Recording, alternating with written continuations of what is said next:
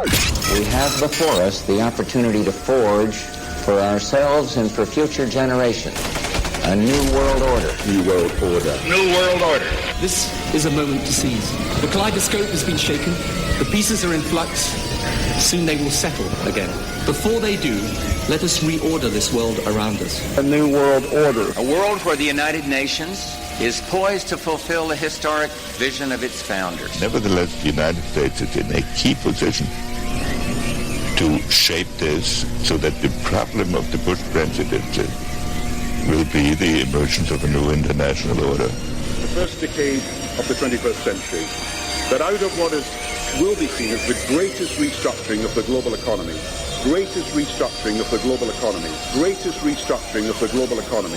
a new world order was created. Documenting the crisis of our republic. The very word secrecy is repugnant in a free and open society.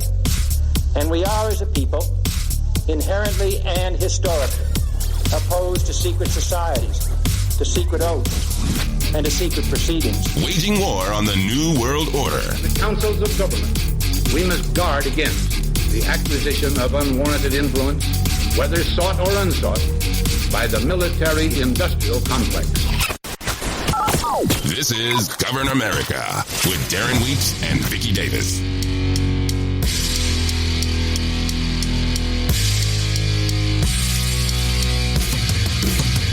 Live from Fremont Regions 5 and 10, this is Govern America. I'm Darren Weeks. Vicky Davis is here as well. It is the 27th of June, 2020, as we once again document the crisis of our republic here on the show, as we do every week.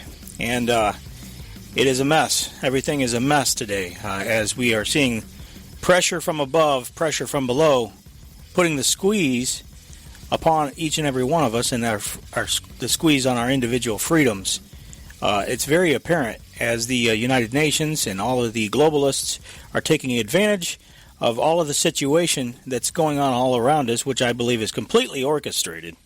No question about that. It's all orchestrated, all working together, and if you doubt that at all you have to do is look at the governmental officials that are allowing all of this, and not just allowing it, but facilitating everything that's happening today. Hey, good morning, Vicky. Good morning. You know, you and I were just talking. It's getting more insane by the day, it seems. Yeah, you and I were just talking before we came on the air, you know, that it looks like it's very, it's all being allowed to go on, you were saying. It's yes. all being it's like people are sitting idly by and letting it all happen. And I think a lot of the people are just pretty much shell-shocked by what's taking place today. You've got black people who are, there's a lot of good black people, but there's a lot of racism that's being built up against them. And there's a lot of animosity because white people see all of this stuff shoved in their face and they start to resent it. And so I believe that there's a lot of racism that's being built up that would ordinarily not be there by all of this Black Lives Matter stuff and this Antifa stuff. And who do we see often out there doing the Antifa stuff, but a lot of white people. And there you have it. Isn't that amazing? And there you have it. Yeah. That's the biggest tell. White college kids promoting black lives, against, a black takeover, basically, of their cities, just like they did in the autonomous zone. How does that make any sense? Well, it makes perfect sense when you realize that the real goal isn't civil rights. The real goal isn't emancipation or equality. The real goal is to create anarchy. That's the goal. That's the desire, because order out of chaos, people. That's the thing. That's the model, ordo ab chaos, order out of chaos, create the disorder, create the mess, so that we can rebuild on the ashes. It's like the phoenix. We create the mess, and then we out of the mess comes the phoenix of the New World Order. Yes, and that will be a global system, and our country will cease to exist, and it will just be a territory, the North American continent, under a North American Supreme Soviet. Yeah. And it's not something, it's interesting. Before we get started, I was just noticing right before the show, there is a publication called Successful Farming. They reprinted an article from Livestock News, and apparently there were U.S. Customs and Border Protection intercepted 19,555 pounds of prohibited pork, chicken, and beef and duck products arriving from China at the ports of Los Angeles and Long Beach. Apparently, according to the official CPB statement, most of the animal products were mixed in boxes of headphones, door locks, kitchenware, LCD tablets, trash bags, swim fins, cell phone covers, plastic cases, and household goods.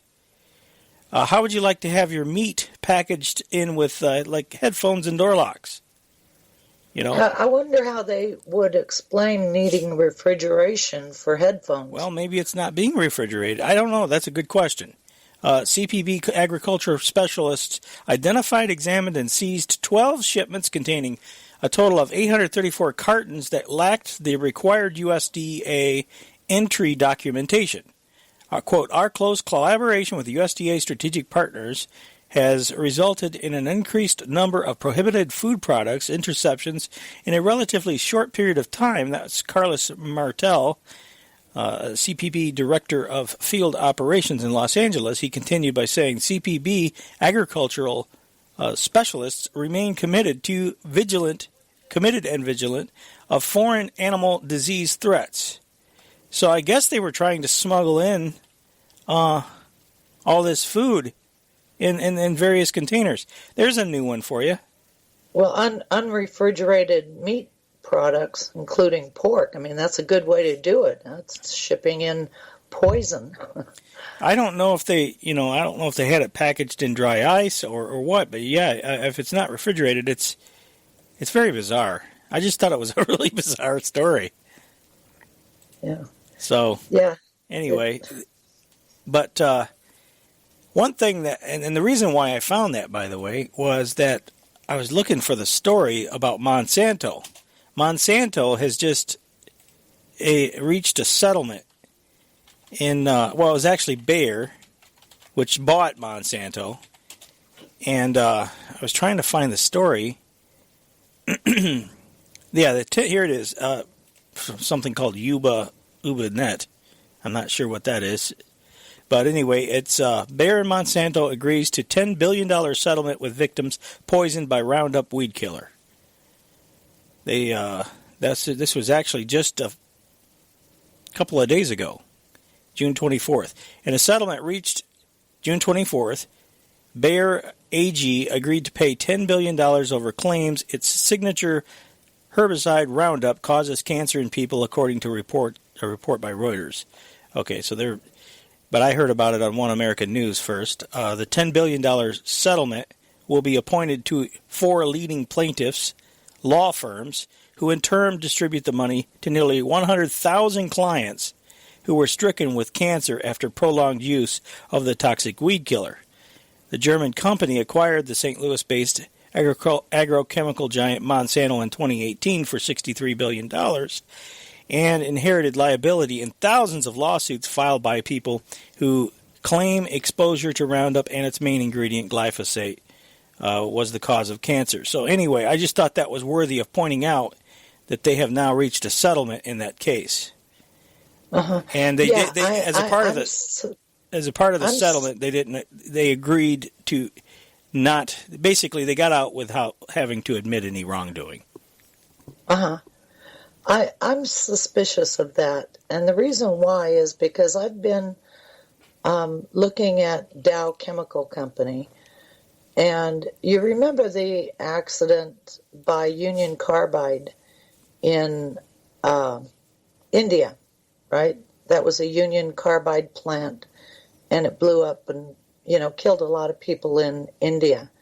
Okay. Well, Dow Chemical bought that facility, and of course, there were payoffs to people in India, but when Dow Chemical then wanted to build a facility in India, India wouldn't let them build it.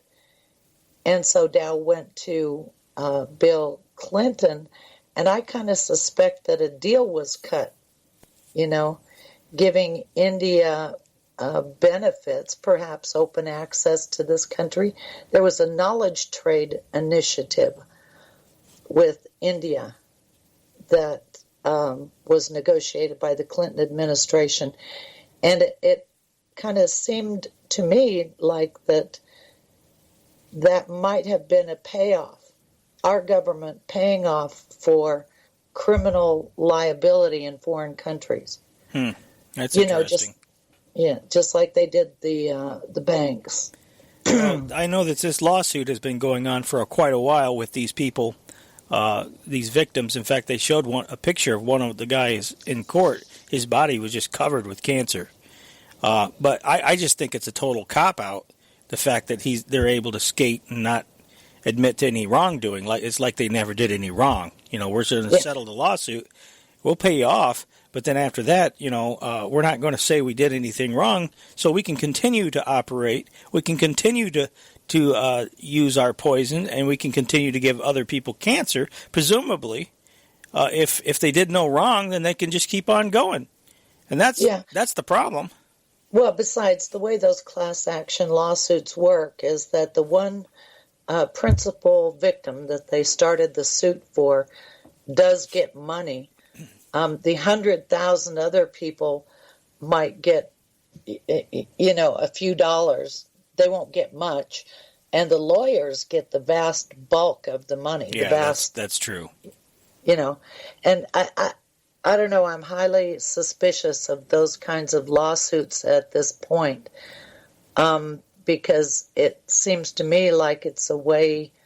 The settlement is a way to funnel money legally to lawyers who then, perhaps use it for things that are not so honest.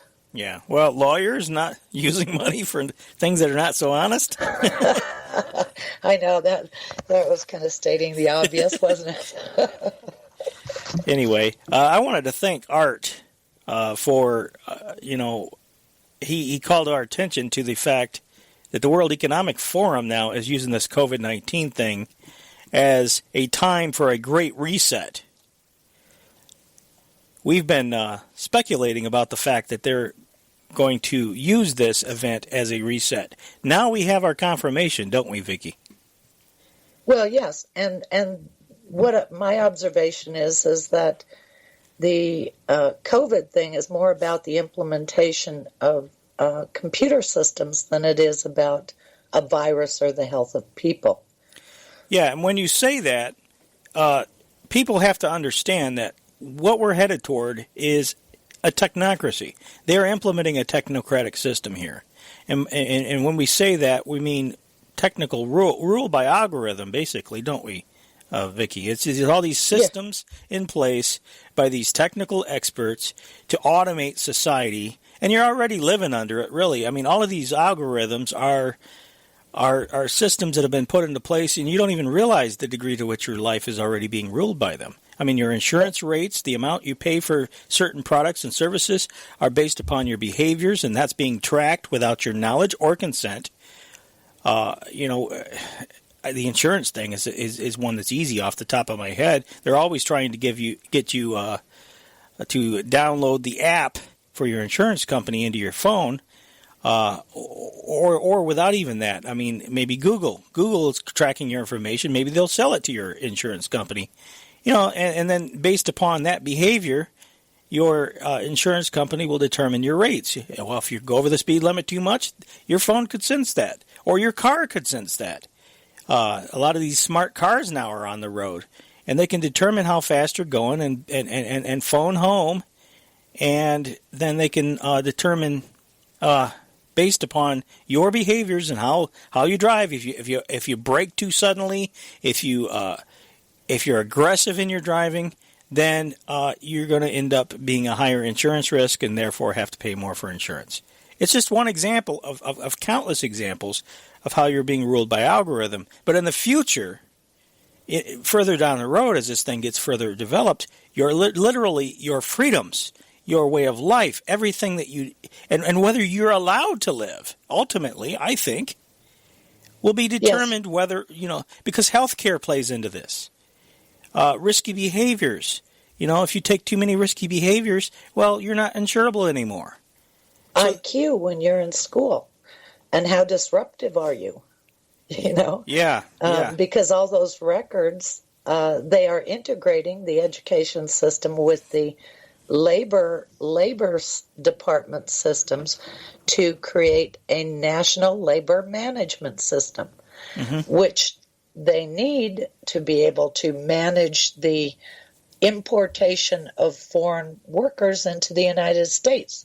Because I've said this before, you can't manage foreign input of workers unless you're managing your domestic supply of workers.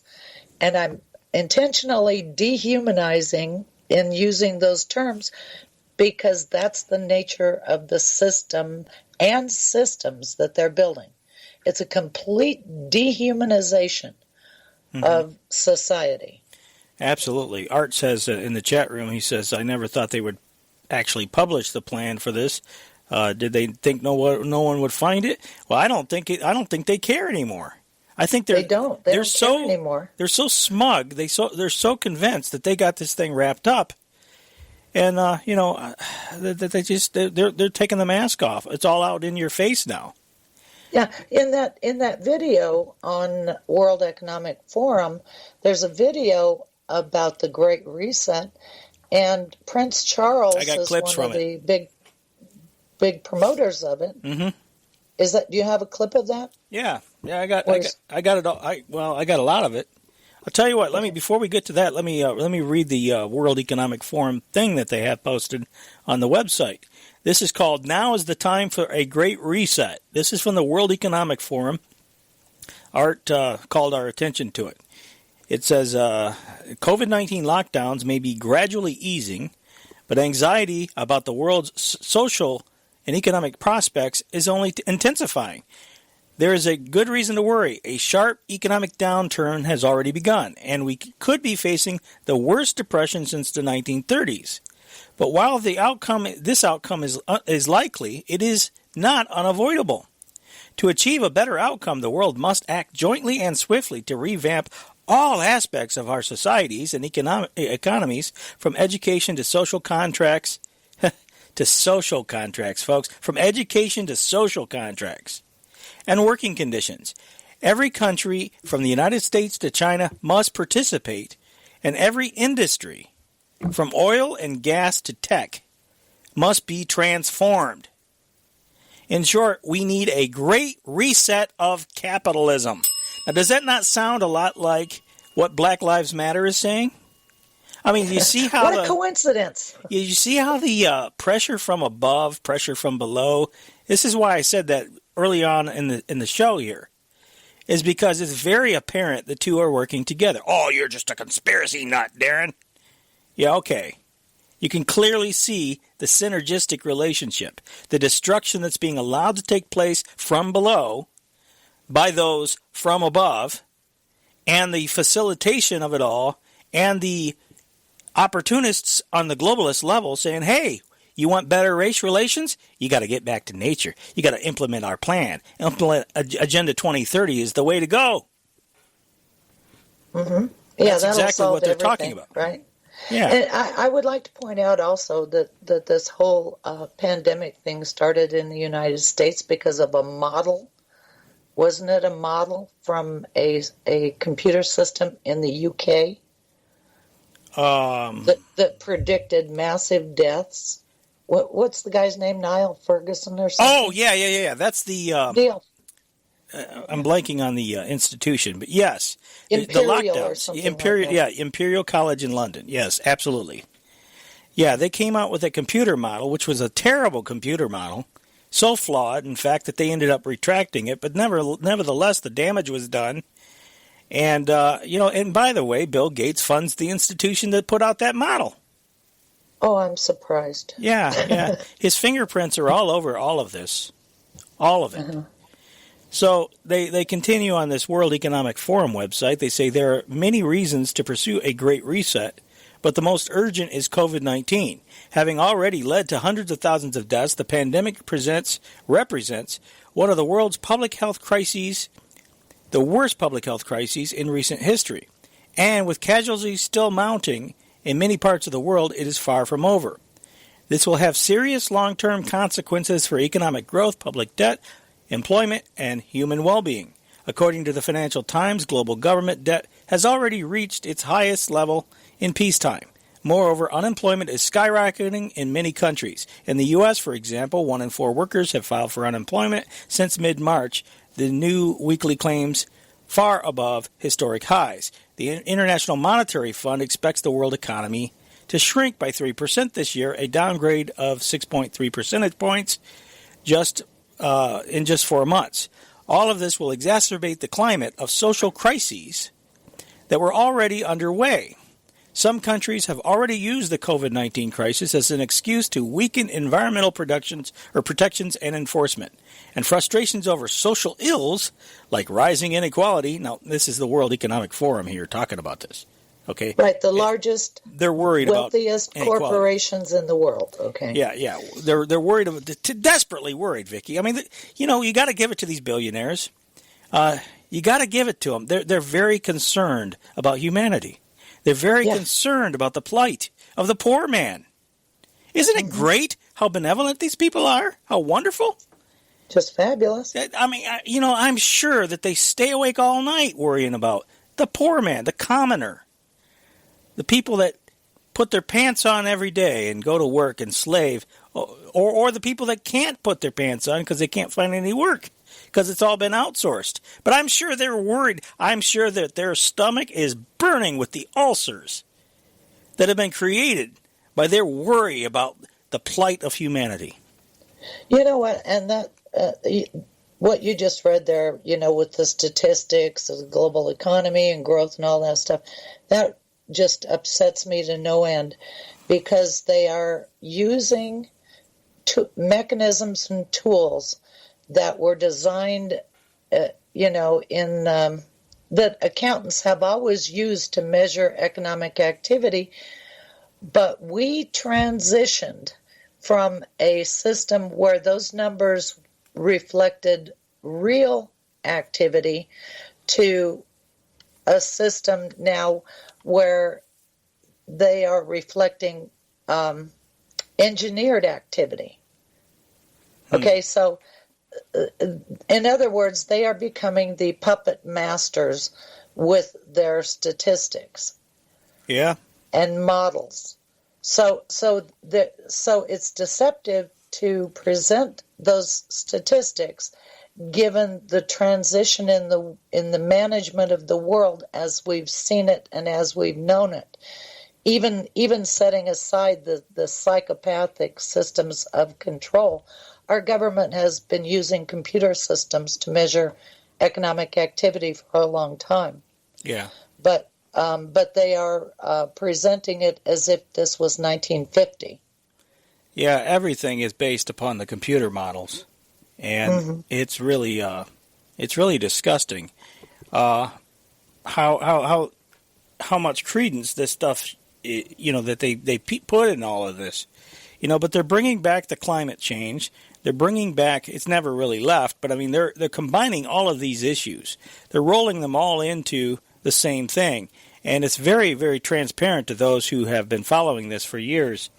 I've got this first audio piece, and we're almost up to the break already, but we've got some audio. I got Klaus Schwab. This is the founder of and executive chairman of the World Economic Forum. The COVID-19 crisis has shown us that our old systems are not fit anymore for the 21st century. It has... Now, first of all, I think our systems are just fine. This is his assessment of the situation, that COVID-19 means, shows that our systems are not fit for the 21st century. Now, we've had pandemics in the past, haven't we? Well, they've told us we have. Yeah, anymore you can't believe anything. And I suppose the Spanish flu was a pandemic, but yeah, and we could deal with it just fine without their systems. I mean, people are going to die sometimes, and you don't want people to die, but you know what? That's a part of life, and it's not something... You don't stop the world as a result of it, and you certainly don't dispense with your political system, your system of government because of it. It has laid bare the fundamental lack of social cohesion, fairness, inclusion, and equality. Now is the historical moment, the time, not only to fight severe virus, but to shape the system. Shape the system. For the need for the post-corona era. We have a choice. Oh, the first corona era. Okay. All right. Okay. For the need for the post-corona era.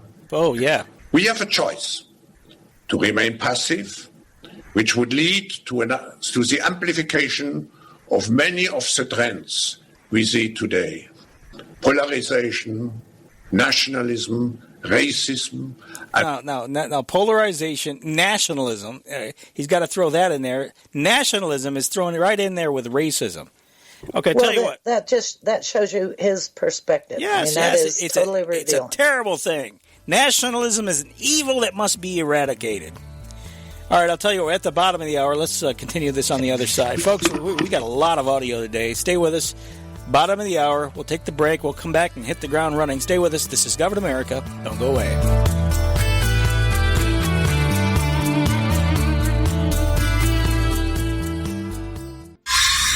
Where the spooks go to find out what's really going on. This is Govern America. Welcome back to the broadcast. This is Govern America. Vicky Davis is here. I'm Darren Weeks. The website for the show is governamerica.com. That's governamerica.com. My email address is radio@governamerica.com. And Vicky's information. Go ahead, Vicky. Okay, my website is thetechnocratictyranny.com. That's the newer website. The older website is channelingreality.com. And my email address is eyeswideoopen at channelingreality.com. Channelingreality.com. All right, and we're talking about the situation with the World Economic Forum coming out and calling for a great reset. Due to the COVID-19, the economy has tanked because they made it tank, folks. It didn't just happen. They forced a shutdown. As Vicky was talking about before the break, we had this Imperial College London study come out, this alarmist piece of garbage, came out and said, all these people are going to die, these millions are going to die as a result of this COVID-19 thing. And the truth of the matter is it kills less than 0.1% of the people it infects, and the overwhelming majority of those are elderly and people that are vulnerable. And not minimizing the elderly, not that it's any more tragic, but elderly tend to be more vulnerable to these types of things. That's the reason why I make that. And I have to make the caveat, I know. But it is what it is. The point is people with a strong immune system who are normally able to resist colds and flus and things like that are not as vulnerable and can fight it off. It's very unpleasant if you get it, but it's usually not the end of the world for these people. For most people, but they take something and they build it up into a massive event, and then they tank the economy purposefully. And Vicky, I believe it's a lot of this is the funny money system that we have in place and have had in place since 1913, and the unsound economic policies that have been taking place, our whole lifetime, but has ratcheted up in recent years to just unbelievable nuclear levels. They need cover. They need cover because the crash, in my mind, is inevitable. I mean, this can't go on forever. And so here they have the perfect storm that they've engineered in the form of this virus, this tempest in a teapot, but they've made it into a big giant volcano, and it's erupting on us at their discretion to provide the necessary destruction and cover for the real destruction that they've been engineering our whole lifetime. Yeah, well, yes, and if you think about money in terms of the way we were brought up to think about it, it's a national currency and, the way that they manage it. Forget all that. What they're implementing at the global level is basically a communist system of management where countries will be allocated money and the allocations go down from there. So, because this is a management system, and during the break, what I did is I have a report here from the 40th anniversary of the World Economic Forum, because people may not know who they are. And, so this is one of the paragraphs from that report. The World Economic Forum annual meeting marks the 40th year of the organization, which was founded in 1971 as the European Management Forum. In January that year, the first European Management Symposium was held in Davos, Switzerland.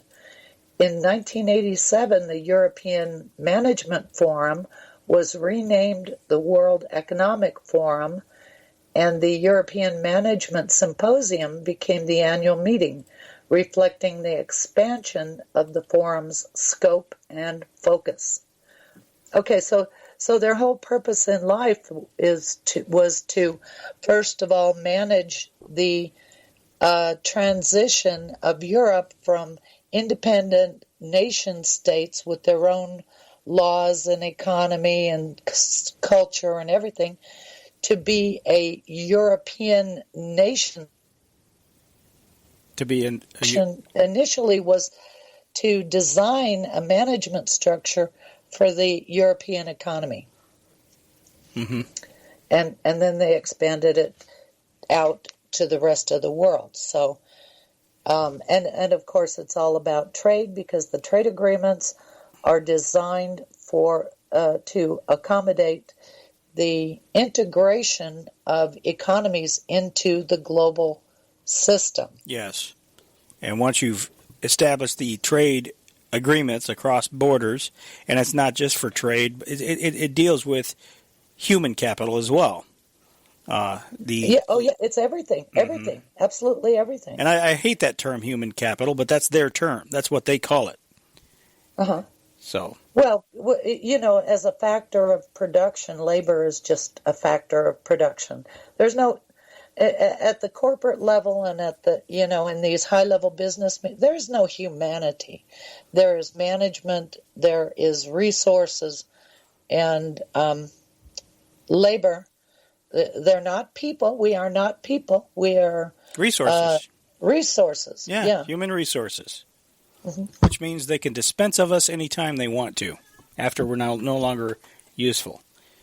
Anyway, let's. You want to continue with Klaus Schwab? Absolutely, yes. Polarization, nationalism, racism. Okay, these are the things he wants to get rid of. Let's back it up just a smidge. Which would lead to the amplification of many of the trends we see today. Polarization, nationalism, racism, and ultimately increased social unrest and conflicts. But we have another choice. We can build a new social contract, particularly integrating the next generation. We can change our behavior to be in harmony with nature again. Okay, changing our behavior, building a new social contract, and changing our behavior to be in harmony with nature. Apparently, this is just going to make racism just disappear, Vicky. If we're in harmony with nature, apparently, I guess by virtue of that, we're going to forget that we all have different skin colors. Yeah, well, sustainable development is supposed to put us in harmony with nature, right? Yeah, that's what they're saying. So if we all worship Gaia, Mother Earth, then we'll all get in harmony with nature. Sounds like a New World religion to me. And we can make sure. Yeah, go ahead. I was going to say it is. Yeah, it is. It's a cult, and it is a religion of sorts. It absolutely is. Pantheism or something. I can't. Yeah, well, this is the New Age movement. Remember? Yeah, the New Age movement has been around for many, many years. I first stumbled upon it when I was a teenager. I found a book. I went to a Christian bookstore and was looking for something, and didn't find the book I was looking for. But I found, it was Tex Mars, Dark Secrets of the New Age, and that's what really woke me up to the New World Order, or not the New World Order, but the New Age movement. I meant. Mm-hmm. And it's all part and parcel of the same thing. It really is, yeah, and it doesn't bode well for Christians, I got to say, and it's not surprising. Then you have this churches being vandalized, Christians being persecuted now, and everything, is everything they don't like is racist, and it's very interesting to watch this all develop. And we can make sure that the technologies of the fourth industrial revolution are best utilized to provide us with better lives. In short, we need a great reset. A great reset. We have to mobilize all constituents of our global society to work together. We must not miss this unique window of opportunity. Aha, a unique window of opportunity. Where have we heard that before? Gee, sounds like Rob. You never want a serious crisis to go to waste. And what I mean by that, it's an opportunity to do things that you think you could not do before. That's Rahm Emanuel. But what it really is this whole thing is the Hegelian dialectic. Engineering don't forget crises. Tony Blair. Yeah, Tony Blair, which we play every show at the opening, every hour, actually. Yeah, okay, so... no good New World Order call, Vicky, would be worth anything without hearing from the great communist himself, UN Secretary General Antonio Guterres. I send you my warmest greetings and best wishes on the launch of the Great Reset. The launch of the Great Reset. The COVID-19 pandemic is causing enormous human suffering and economic hardship. A microscopic virus has closed down entire countries and economies. In doing so, it has exposed the fragility that characterizes much of our world. But this fragility is not confined to health systems.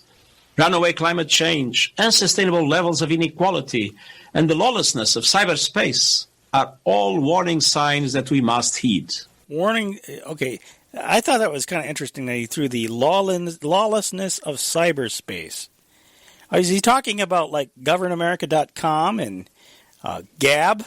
And absolutely, all the technocratic tyranny, all these sites that actually tell the truth. The lawlessness of cyberspace.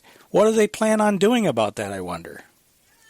Well, in the future, there will be a certificate that you have to have in order to do this kind of program. And if you don't do what they tell you, they'll pull your certificate. Yeah. You will no longer be certified to be speaking on the internet. And isn't it interesting how Facebook, YouTube, Twitter, they're canceling accounts, deleting posts. Actually, Project Veritas, I don't know if you were following this at all, but Project Veritas has been on a rampage lately. They've been putting out a lot of insider whistleblower videos about with people coming forward who worked for Facebook. Lately, it's been Facebook, but it's been other big tech companies as well in the past. It's just recently it's been Facebook. But these people, it shows the moderators. And a lot of these people are just sitting there saying, I delete all the posts that are pro-Trump. They're just going through and willy-nilly deleting them all just because they don't agree with them. And so, I mean, it's very apparent, very obvious. What it does is it confirms what we've long suspected. And they say that, well, I'm not supposed to do that. Or one of them says, I thought I was the only one when their colleague said that they were doing that. But this is a widespread problem in these companies. And you could say, well, That's their company. They can do whatever they want. That's their website. They can do whatever they want. Except that they control a huge share, a huge market share of the population. People are tied to these platforms because their grandchildren are on them. Their family and friends are on them. Let's look at it this way. Our country broke up AT&T because they supposedly had a monopoly on the telephone system. Even though AT&T, it was broken up, there were different bells. There was Southwest Bell. There was I remember that. Mountain Bell in Idaho, and Michigan Bell. Yeah. But Google and Facebook, they're infinitely bigger than AT&T was when they were broken up. Good point.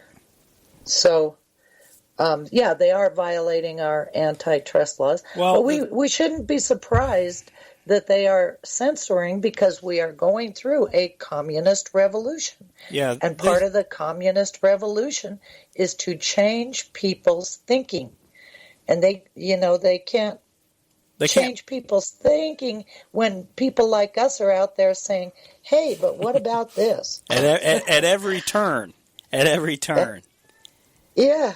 And that's the thing, is I like the fact that Gab has come out. They've been relentlessly attacked for doing so, but they've come out and tried to provide a platform for free speech, where people can go there and freely express themselves. The problem is it's almost like an echo chamber, because most of the people that are there are people who are like-minded, so you're kind of preaching to the choir. So those types of people that you're talking about that you would normally want to reach on anti-social media, and I do say it deliberately that way, they are not over at Gab because they're what Catherine Albrecht calls the default crowd. They just kind of go along and don't really have any hard, long-held opinions. Although I think there's a lot less of those types of people now. I think more and more people are choosing a side one way or the other. Yeah, I think so. Because it's being forced. Did you get a notice about Parler? That Trump was supposed to be switching over to Parler from Twitter? No, I hadn't heard that one. Well, I got a message, and I don't know who sent me the message, but that's what they said, is that Trump is switching over to Parler, which apparently is a Twitter lookalike. The thing is, though, and I got an email about Parler, and so I was going to look at it, but you have to download an app.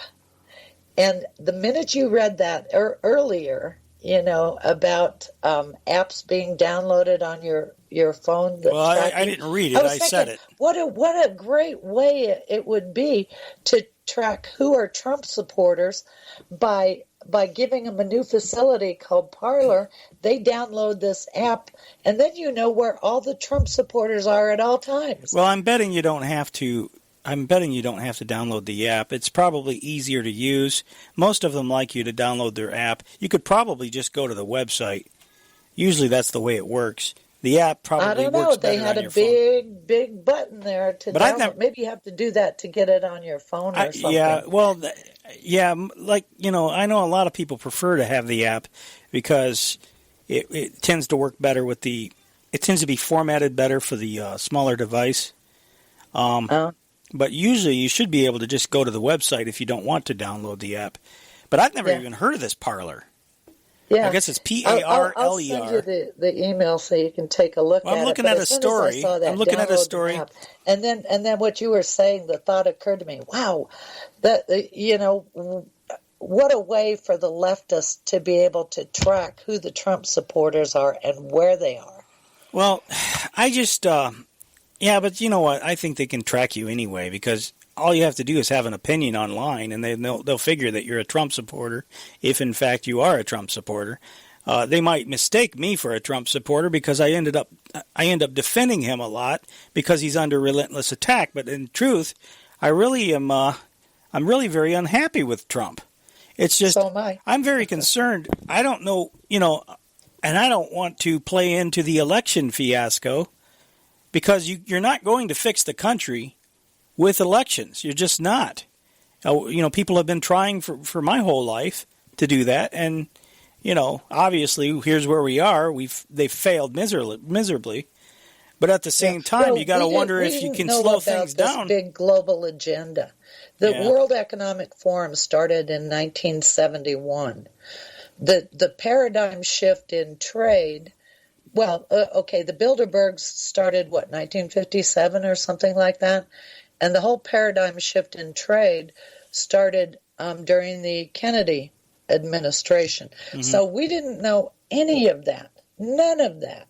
So, here we are sitting in our country thinking that our country's borders constitute the world. They are the world to us. And we didn't know that we had all these outside forces, people at the top of our government colluding and conspiring with international forces to bring down countries, to establish an international system of law, to eliminate the nation-state concept and replace it with regional governing Soviets under a technocratic system. We didn't know any of that. Right, yeah. Well, how would you? I mean, they keep you involved in these little insignificant things that they're always playing out in the media. Of course, now it's just gotten much worse now. I mean, they used to have some kind of pretense of covering the news. Now they get onto one story, which isn't really a story at all, some petty thing, and they build it up to the point where it's all they talk about. It's just it's disgusting. Even to watch these White House press briefings. I mean, to hear them go on and on and on about something that is just completely insignificant. Yeah, completely I don't even listen to him anymore. I mean, Trump, for example, Trump made some kind of statement at a rally in, I think it was Arizona, where he was joking about how they were, all the testing. There's a spike in COVID-19. They're saying there's a spike in COVID-19. It's very clear that there's a spike in COVID-19, ladies and gentlemen, because they're trying to force a vaccination on you. And they can't say that COVID-19 is going away because they're trying to force a vaccination on you. That's true. That's right. So there's got to be a spike in COVID-19. And so Trump is talking about in his rally, and that whole thing was a big boondoggle too. The one in Tulsa didn't have a very big turnout because, compared to his past rallies, because number one, Antifa was out in the street threatening people, and number two, they had a little trick that AOC played with the TikTok, pre-registering a bunch of people for the rally. I don't know how they did that. I don't know the details of how they pulled all that off.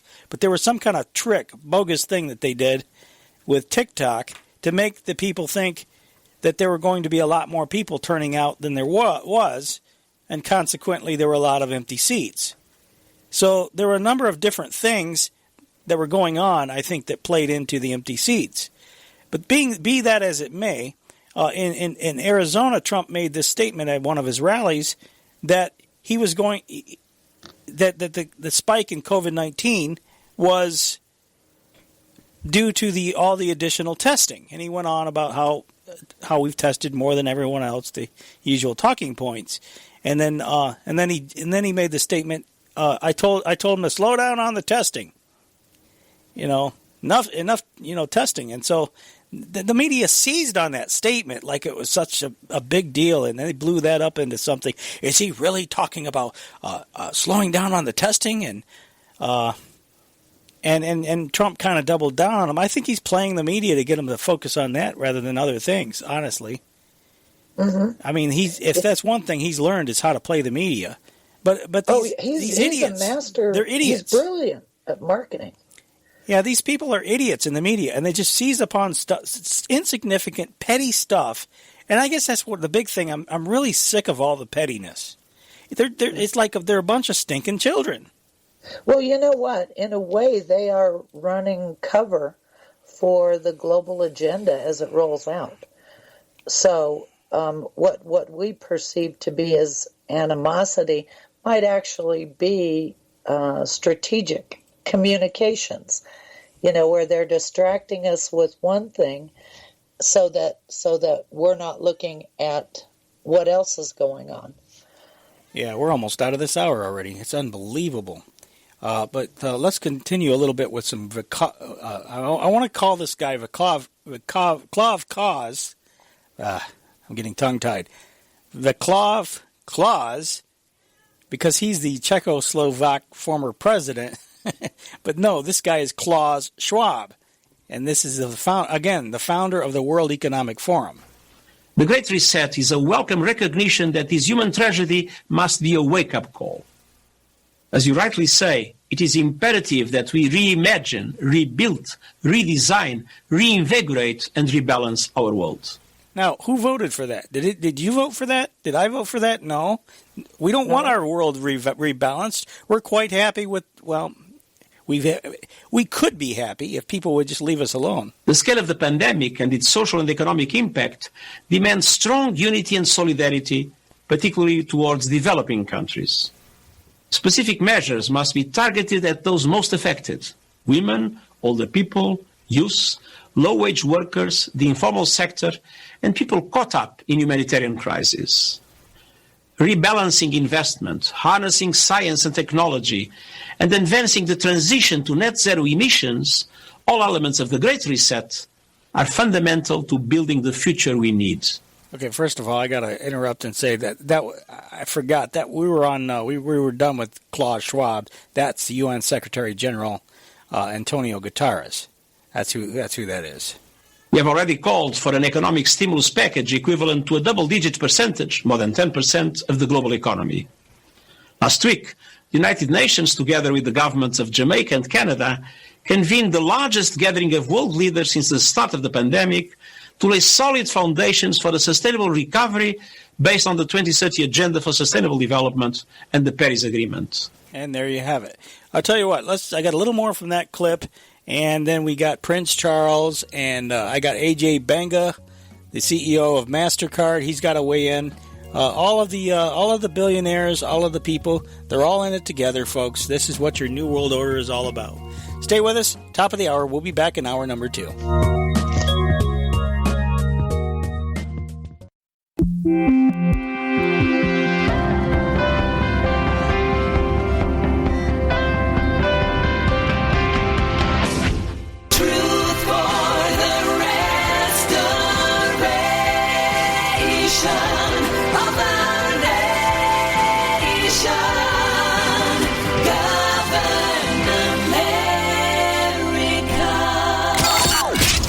Before us the opportunity to forge for ourselves and for future generations a new world order. New world order. New world order. This is a moment to seize. The kaleidoscope has been shaken. The pieces are in flux. Soon they will settle again. Before they do, let us reorder this world around us. A new world order. A world where the United Nations is poised to fulfill the historic vision of its founders. Nevertheless, the United States is in a key position to shape this so that the problem of the Bush presidency will be the emergence of a new international order. The first decade of the 21st century, that out of what will be seen as the greatest restructuring of the global economy,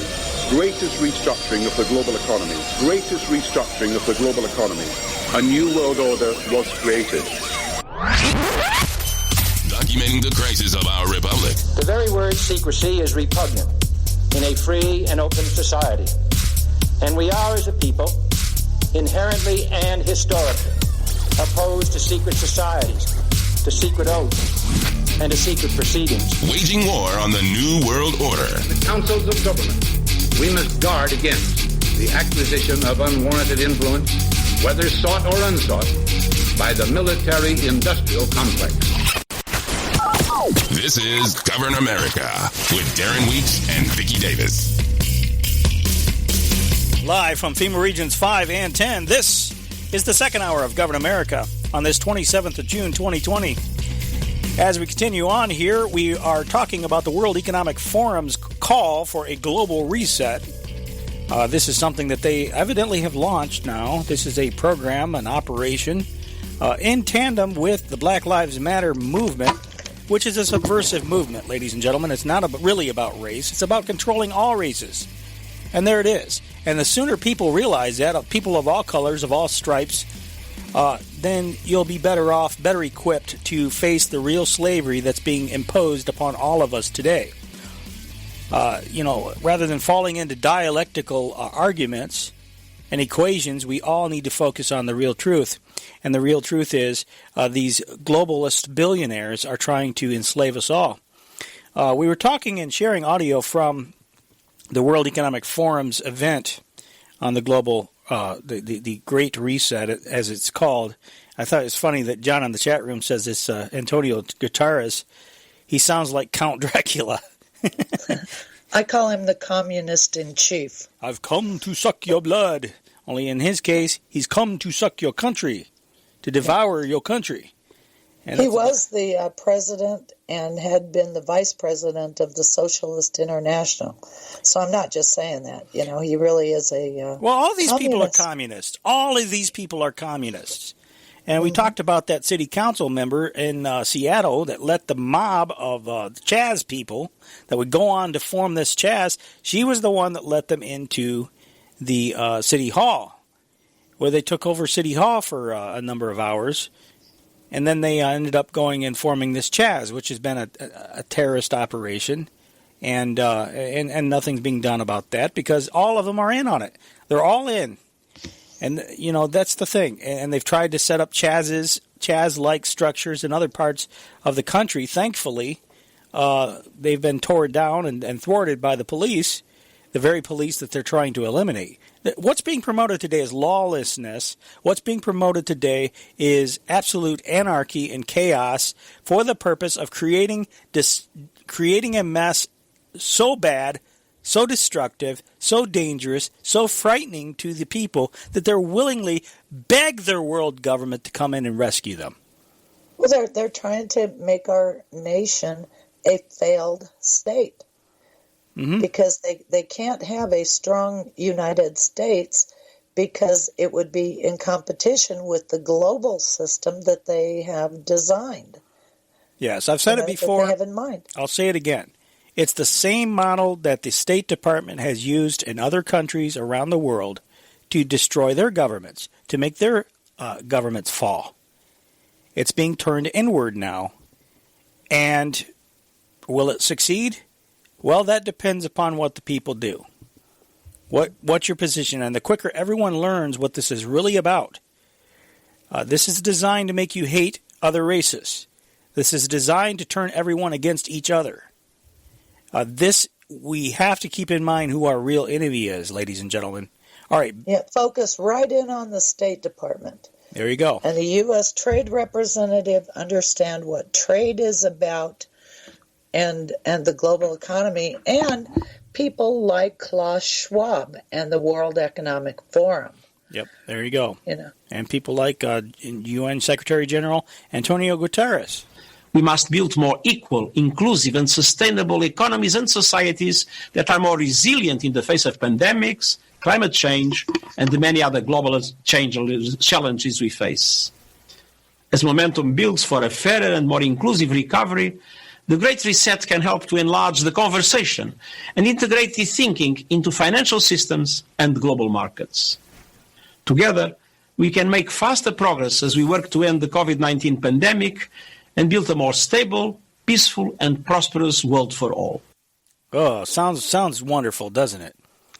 Oh, yeah. A more stable, peaceful, prosperous. I can't talk today. Prosperous world for all. Uh-huh. Yeah, and as you listen to him, think, would I vote for that guy? Well, it's the same promise that communism has been giving us our whole lifetime. It's the same promise. Well, yeah, and something that people need to understand is that the large multinational corporations, they love communism. Why? Because it enslaves the ordinary people, and they can profit from that. So the idea that in a capitalist system the corporations would hate Communism, forget about it. They love it because it makes you a slave. Well, and the insiders at the top, they are all buddies. They all belong to the same country clubs. They all travel in the same circles. You know, it's really, it's them against us. And, you know, the multinational corporations, we're not on their team. Yeah, and these people that are throwing things and carrying signs and bullying people around, you know, I'm open to the idea. I think the overwhelming majority of these little terrorists really believe that they're social justice warriors. They really believe that they're on the ground and they're really doing something for themselves. They're fighting for their own whatever. Fighting for communism. A lot of these people don't know anything. They're like the majority of the population. Yes. They just travel in different circles. I think they're profoundly brainwashed. They think they have an understanding of the world and the country and everything else, and in reality, they understand virtually nothing. Well, the fact that they're communists, and they are. I mean, many of them, if you ask them, they'll tell you. You know, there's been people interviewing them on the ground, and they'll point to their hammer and sickle pen. They have a hammer and sickle lapel pen. Yeah. But the thing is that a lot of these people are being produced out of the university system. They're being produced, you know, it's been many, many years of Marxist education in the public schools and in the universities. You know, they just pump out. They just pump them out. And now we're living with the consequences of a lot of these people whose minds have been poisoned. And so, in many ways, they're second victims. But what they're campaigning for, ultimately, is their own enslavement. They are useful tools. They are useful, what the other side would call useful idiots, in the plan for implementing world government. Now, this is Prince Charles. Prince Charles is at the forefront of implementing UN programs and sustainable development, so-called. What sustainable development really is global communitarianism. Communitarianism is the new strategy. This is what they're really pushing, is the communists are pushing communitarianism. Because communitarianism balances away all of your rights in favor of it's another way of doing it. You know, all of the spying, the neighborhood watch, the community-oriented policing services, you know, this push to eliminate the cops. Why would they want to eliminate the cops? Because your neighbor's going to be spying on you. You're going to be policing each other. And they could send the neighborhood gang to come beat you up if you don't toe the line. Yeah. This isn't your garden variety. Slap across the face. There you go. You'll get beaten to a pulp. Anyway, so this is Prince Charles. This is kind of long clips. We'll interrupt it and comment as we go. So go ahead and anytime you got something to say when he says something, and you'll probably be jumping out of your chair a lot. The threats posed by this dreadful pandemic came upon us suddenly with very little warning. The threat of climate change has been more gradual, but its devastating reality for many people and their livelihoods around the world, and its ever greater potential to disrupt, surpasses even that of COVID-19. In addition to COVID-19, over the last few decades, we have seen bird flu, swine flu, Ebola, MERS, SARS, which are all zoonotic diseases originating in animals. And all were not nearly as big and giant as the media made them out to be. More than half of all pathogens affecting humans come from animals. Changing the relationship between wild, domestic, and human animals makes pandemics more likely, which is why we need to restore balance with the natural world through decisive action on climate change and restoring biodiversity. If we look at the planet as if it were a patient, we can see that our activities have been damaging her immune system. Oh, boy. And she has been struggling to function and thrive due to the strain we have put on her vital organs. To treat her, we need to restore balance. It's getting thick in here, isn't it? Well,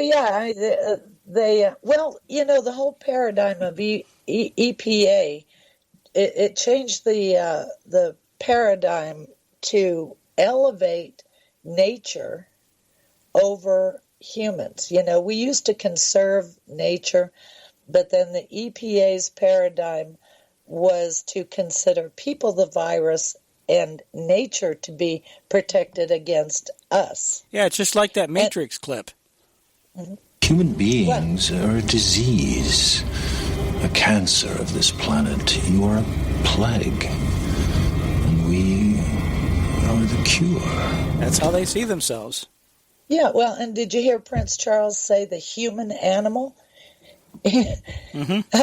I don't know, I assume he has red blood. He might think he has blue blood, but I betcha he's the same as the man that lives next door to me. I don't know. Some people theorize he might be a reptilian. Well, I can see that. I hear that. I'm not one of those, by the way. I think he has the brain of a reptilian. He is pretty cold-blooded, I tell you. I don't think he's got a soul. But I'm sure not. And what they're trying to create is a world of soulless people, minus a soul. And that's, as I listen to those young people chant, just repeating. The leader will call something out. Yep. And then the group will repeat it back to him. Mindless zombies. They do not have a soul. They've lost their soul. Yeah. That doesn't mean they can't get it back, but they've got to get out of that brainwashing system. And why would they do that? Why? I don't understand how they don't have their own minds to say, this is really kind of hokey, even if you don't understand the whole purpose behind it. This is kind of creepy. Yeah, well, and that's the thing that really creeped me out when I saw the Occupy, because Black Lives Matter really grew out of the Occupy movement. It's an extension of the same thing.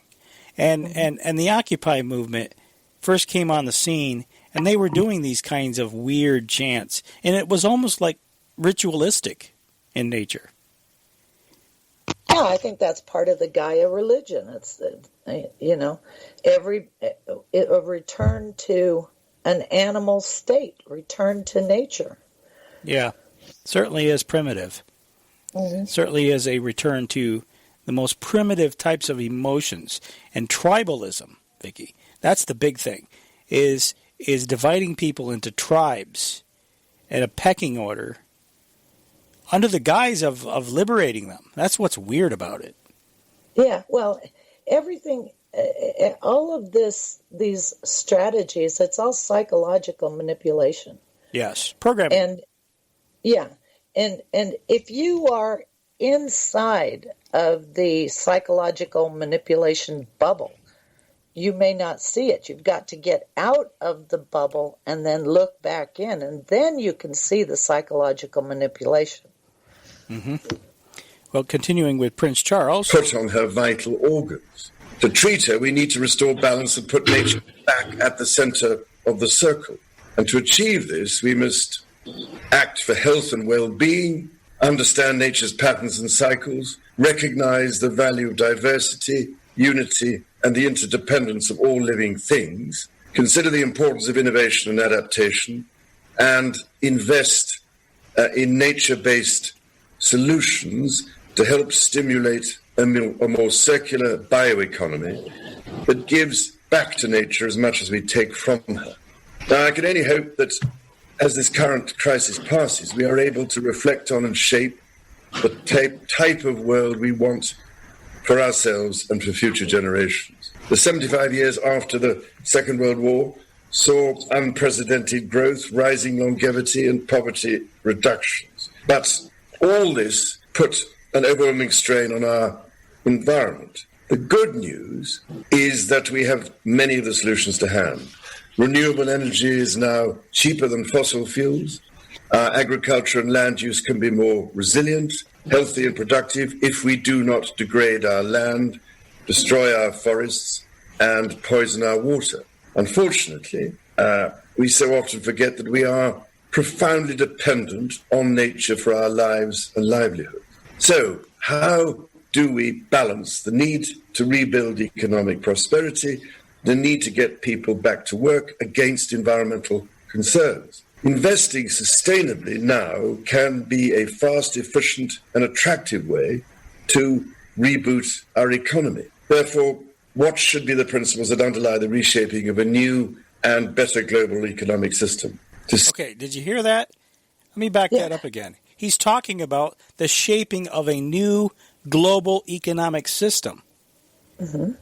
Yeah. Principles that underlie the reshaping of a new... Okay, let me back it up a little bit more than that, because this is important. Our economy. Therefore, what should be the principles that underlie the reshaping of a new and better global economic system? There's the goal, folks. There's the Great Reset.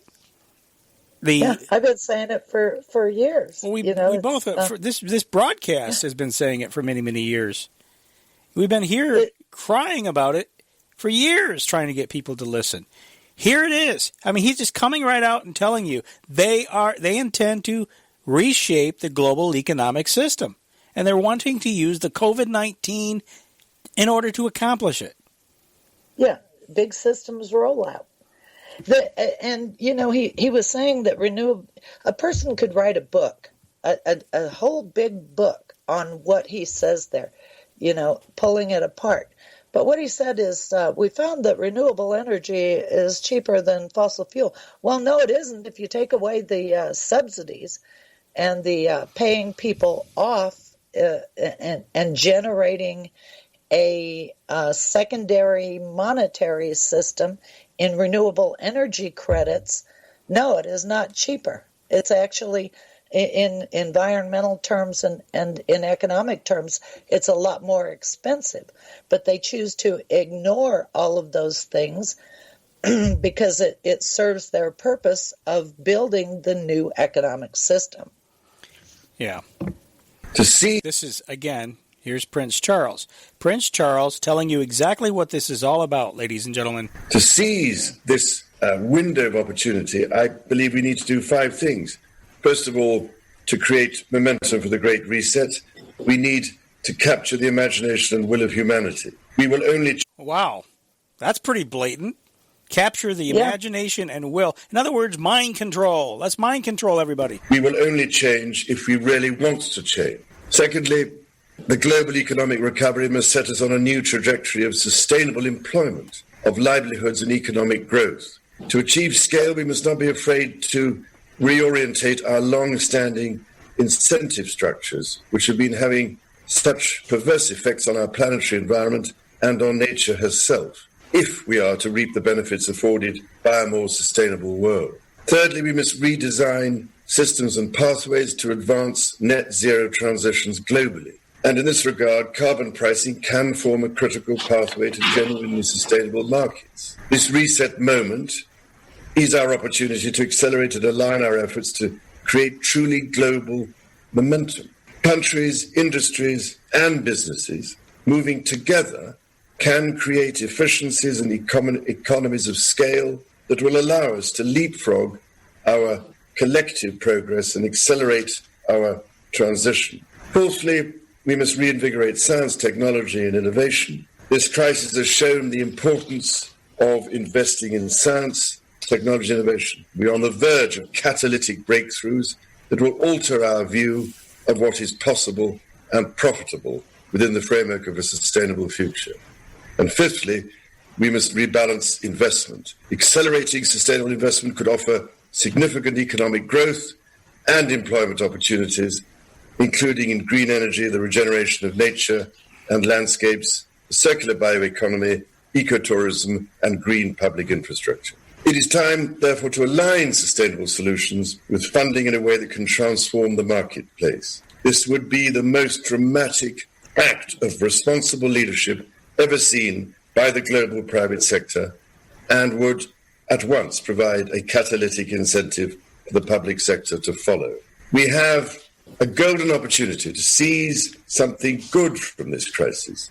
Its unprecedented shockwaves may well make people more receptive to big visions of change, and global crises like pandemics and climate change know no borders and highlight just how interdependent we are as one people sharing one planet. Over the past month or so, despite the ongoing crisis, I've been encouraged to see the growing calls for a green recovery. We need only look to the United Nations Secretary General, to the IMF, the EU, the Petersburg Climate Dialogue, the Canadian government, the COP26 Universities Network, and business leaders around the world to see this. And as we move from rescue to recovery, therefore, we have a unique but rapidly shrinking window of opportunity to learn lessons and reset ourselves on a more sustainable path. It is an opportunity we have never had before and may never have again. So we must use all the levers we have at our disposal, knowing that each and every one of us has a vital role to play. Everything I have tried to do and urge over the past 50 years has been done with our children and grandchildren in mind. So, with your children and grandchildren in mind, not ours. And that's true.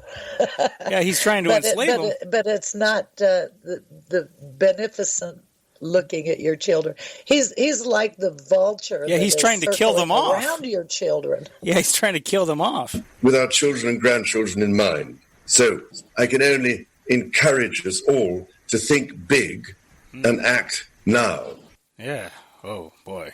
That guy is scary. That guy is really evil. I have to point out, does anybody out there think that our members of Congress don't listen to people like that? Does anybody really think that? Of course they do. Of course they do. So they know what's going on. And if they tell you they don't, they're lying to you. They're lying right to your face. And that's why there has been no action on this anarchy in our country, because it's part of the plan. It's part of the plan. And our members of Congress are going along with that plan. Well, the fascinating thing about all of this is, and I'll come back to this, keep in mind, ladies and gentlemen, that Bill Gates was knighted by the Queen. So Bill Gates is a major player, and he has been involved in all of the enslavement of mankind since the very beginning. You couldn't have had a lot of the technocratic stuff take place if had it not been for the operating systems and stuff that make things easier for people to access. And so, the internet was really the gateway into getting people used to all of this, web of control. I mean, I love the internet. Obviously, we're using it to talk to people right now. We use it to interact with people. But, for every... And I don't think people would have awakened to the point that they have today without the internet. So it's been good in many ways. But at the same time, it was invented. It was engineered with the purpose in mind. I mean, it was military technology, but it was brought into the mainstream, I don't think for benevolent purposes. I think it was the intent was to create this web of control that ultimately would ensnare mankind. Yeah, well, and they can't. It's kind of a double-edged sword. They can't have global governance without the internet, but the internet has allowed us, people like us, to find information, to research it, and to share it, broadcast it. Yeah. So I mean, I don't know about you, but I've felt like I've been at war, basically, since I got on the internet in a research capacity, researching, trying to figure out what was going on. Yeah, John in the chat room points out, too, that Jimmy Savile was also knighted. So was George Herbert Walker Bush. Yeah, but Jimmy Savile was revealed to be a child molester after he died. He's that BBC kids programming presenter who, after he died, it was revealed what a pedophile he was. Maybe we should get a list of all Americans that have been knighted by the Queen, because that would be like the post office, most wanted list. Yeah, good point. Anyway, we're just about almost to the break already, but we have some more audio to play on this. In fact, when we come back from the break, we'll get into Kristalina Georgieva. She is the managing director of the International Monetary Fund. Also, AJ Banga, CEO of MasterCard. And I also have information. I also have audio from the National Governors Association stuff that hearing that triggered Vicky. Vicky was very, very triggered by this hearing. Very frustrated. So, yes. So we'll get into all that as time progresses here. Halfway point during the show, folks. Stay with us. Govern America continues. Don't go away.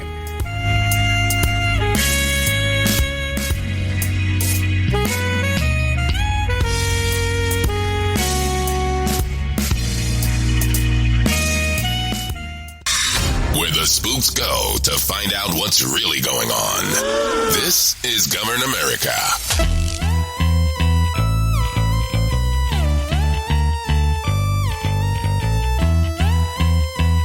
All right, we're back. This is Govern America. Once again, governamerica.com is the website for the show. Governamerica.com and thetechnocratictyranny.com is Vicky's website. As we continue here, we're talking about and sharing audio from the Great Reset, a program from the World Economic Forum. And basically, this is what they're calling. They're calling for a revamping of our entire system, ladies and gentlemen. They're wanting to use entire global system, entire organization of the world. The world domination is the goal. Social engineering is the means, and also the revamping and controlling of the entire global financial system. And by that I mean every country. The elimination of nationhood.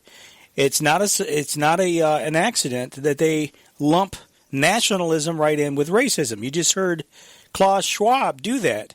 He lumps nationalism right in with racism as a means, things that he wants to eliminate. And so this is not something that people can take lightly. Continuing on here, this is Kristalina.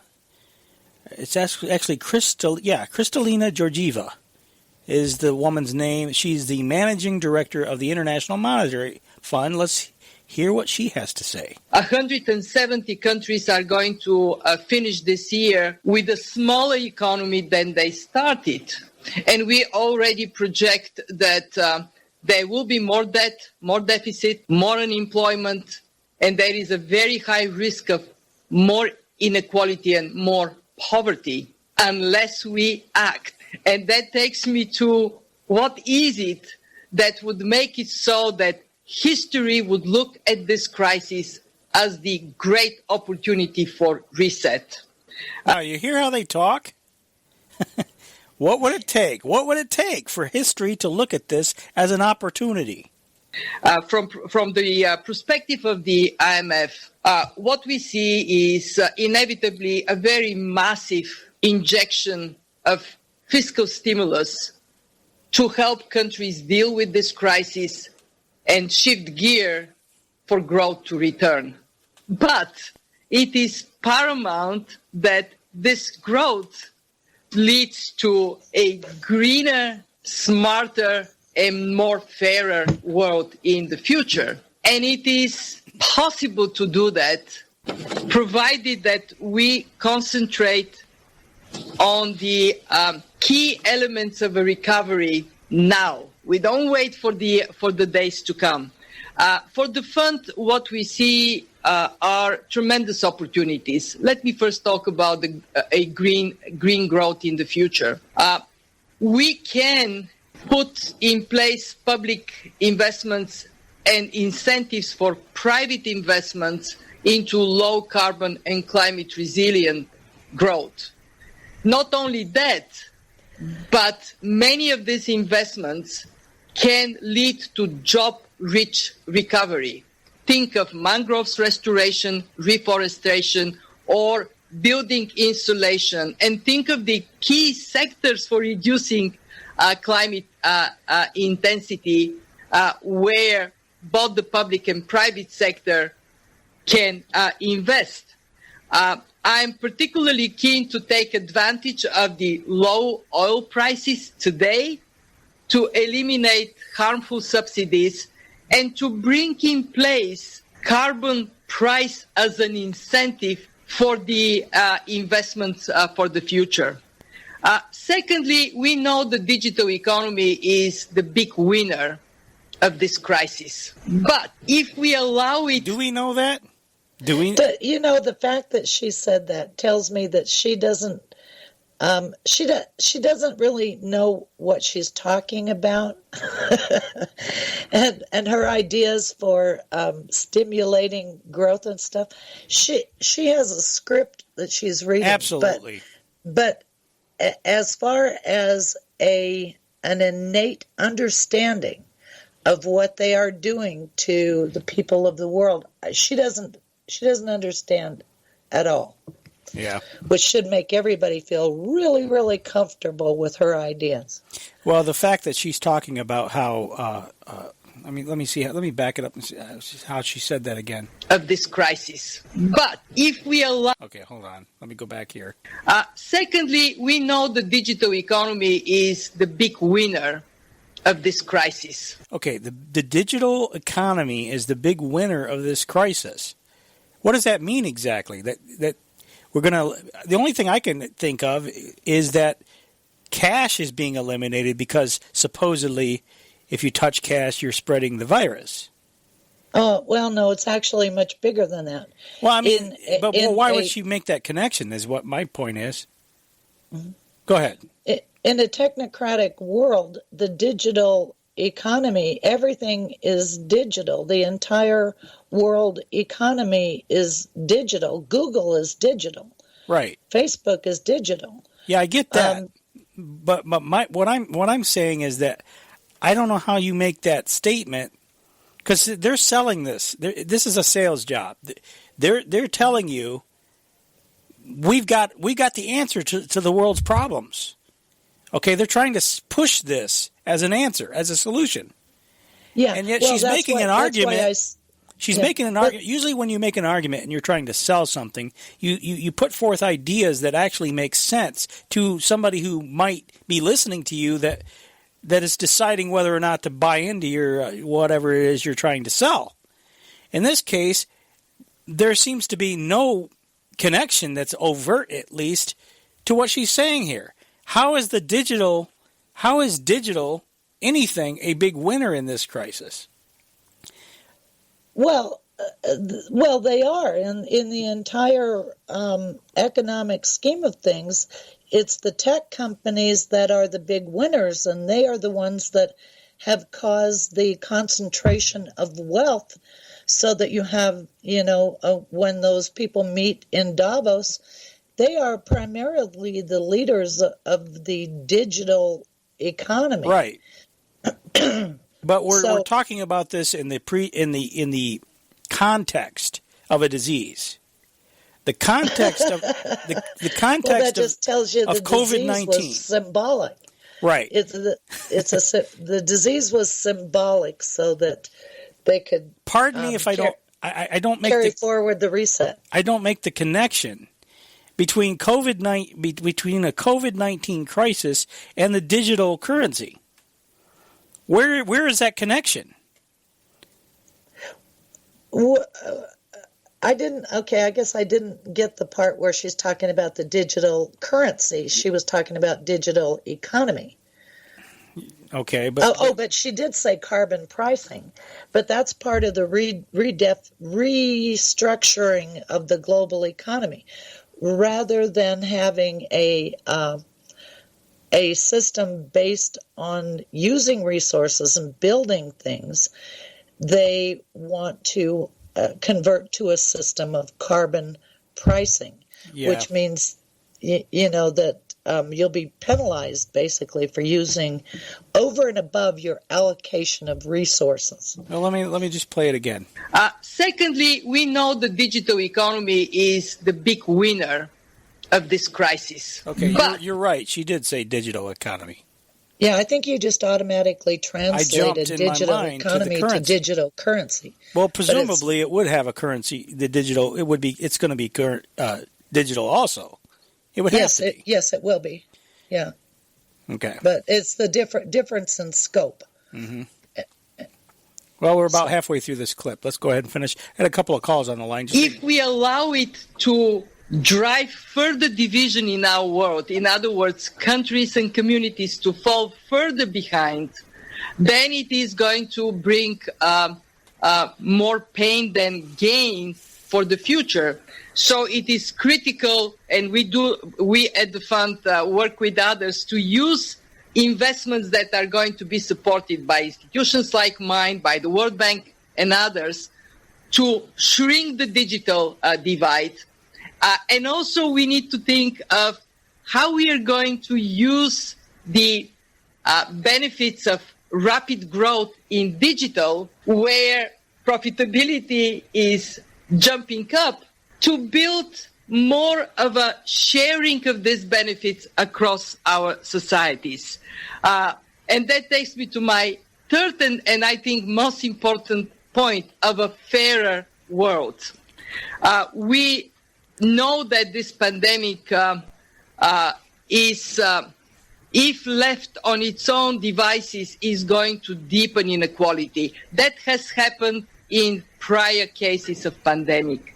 But if we were to concentrate on investing in people, in the social fabric of our societies, in access to opportunities to education to all, in the expansion of social programs, so we take care of the most vulnerable people, then we can have a world that is a better world for all. So we now have to step up, use all the strength we have. In the case of the IMF, $1 trillion lending capacity and tremendous engagement on the policy side to turn a page, to have that history be about the great reset, not about the great reversal. And I want to say it loud and clear, the best memorial we can build for those who lost their lives to the pandemic is that greener, smarter, fairer world. Oh, boy, doesn't that just sound wonderful? Oh, man, there's so many logic flaws in what she was saying. I don't even, throw her out, get the hook, get her off stage, that's it. Global socialism, but she's not alone, and that's the problem. And we got more audio, but I want to take some of these phone calls. They're stacking up here. 610-600-1776, if you have anything you want to add. 610-600-1776. Or if you don't have free long distance, you can call our toll-free number at 844-646-8376. That's 844-6-GOVERN. Once again, 844-646-8376. Let's go to Kentucky and talk to Dan first. Hello, Dan. You're on the air. Hey, Darren, Vicky, great show as always. Thank you. If Charlie Boy and IMF Girl ever lose their cue card readers, it'll be a blessing for the world, Yeah. Yeah, where are all the hackers when you need them? Yeah, I mean, she can't even read a script. It's like, because of X, if X, then if we do Y. I mean, it's obvious dialecticalism, and she can't even read. And Bob Chapman, rest in peace, told me one time he and his wife were at Ascot or something, and they were next to Prince Charles and Diana at the next table. And he said, he's an idiot, That I believe. And he's really an idiot. I mean, he said the way he acts and whatever, And, he's on somebody else's polo team as, he's probably got a handicap like they do racehorses, Yes. But, he said there are 3 R's, rescue, recovery, and reset. That's the 3 R's they want to impose on us to replace real reading, writing, and arithmetic, I think, because they're redoing everything. But I'm going to send you all a YouTube of a British sort of short infomercial from 1970, and it's how to cope with the coronavirus from 1970. And it's got little girls dialing the police on those old dial phones to snitch on people. Oh, wow. It says in there, we'll be ready in 50 years. The computers will be bigger and we'll be ready for the coronavirus. No kidding. 1970 plus 50 is now. Yeah. Wow. I can't wait to see that. That's astounding. So I'll send you that after the show. But, you know, the thing about these technocracy things they're doing, the Euro Management Forum, you mentioned, Vicky, that's the initials is electromagnetic frequency, and I think it's a metaphor for using their technocratic system to penetrate electrically and magnetically through computer systems the whole world. They love metaphors like that. Yeah, you're right, they do. So I mean, even the initials, like World Economic Forum, Alan Watt says that's the fuse spelled backwards, satanic reversion. You know, everything backwards the way they do it. Yep. But anyway, we'll see what happens. You know, I've been talking with people about hydrochloroquine, and there's a psyop out there that says Trump's making money on it, and that's why he's pushing it. But I've heard they gave it out in Italy free, and in Russia it's only $30. And Jerome Corsi had a thing on where you could download and get a telemed call for people to prescribe it, and if the doctor didn't like it, because they still have a choice, the doctor doesn't have to prescribe anything. You can get something instead, and that with zinc is and vitamin D3 and things are supposed to be good against the virus. But you know, if they made it illegal, I don't know if that's a good option for people or not. But it's on CorsiNation.com, and there's a drop-down menu about getting a telemed call. So people could even get hydrochloroquine. Are you talking about hydroxychloroquine? Yeah, hydroxychloroquine. Yeah, because you said and if your state doesn't allow it, they have delivery from out-of-state pharmacies, and even if you're homebound or whatever, you know, you can get it delivered. He said there's a, for $60, I think you can get a telemed call from a doctor, and if the doctor won't prescribe it, they'll give you a second opinion with another doctor free, so it won't cost you any more. And he said the medicine costs about $200, so that's all I know. Yeah. Well, that's interesting. Then it's on CorsiNation.com. You know, I think when I read, Dr. Robert Young is really good on the virus because he was talking about hydrochloroquine changes the pH of the blood.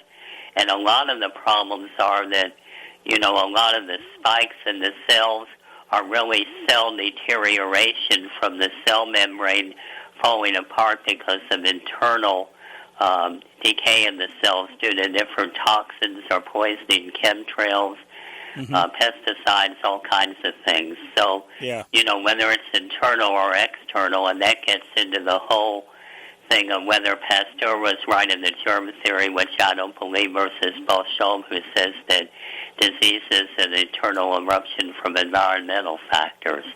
But the medical people and most people are trained so much that they believe in viruses and whatever, even though our biome is largely consists of good viruses and other things that help our gut, you know. Yeah, the most important thing that we can keep in mind in fighting any virus is to keep our immune system as strong as possible.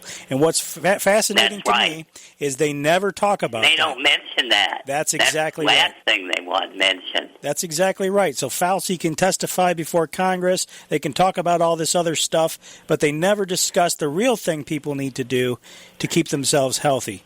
It's all about drugs. It's all about vaccines. You know what it means in Italian? Fauci is like the jaw of a carnivore or a wolf. Yeah.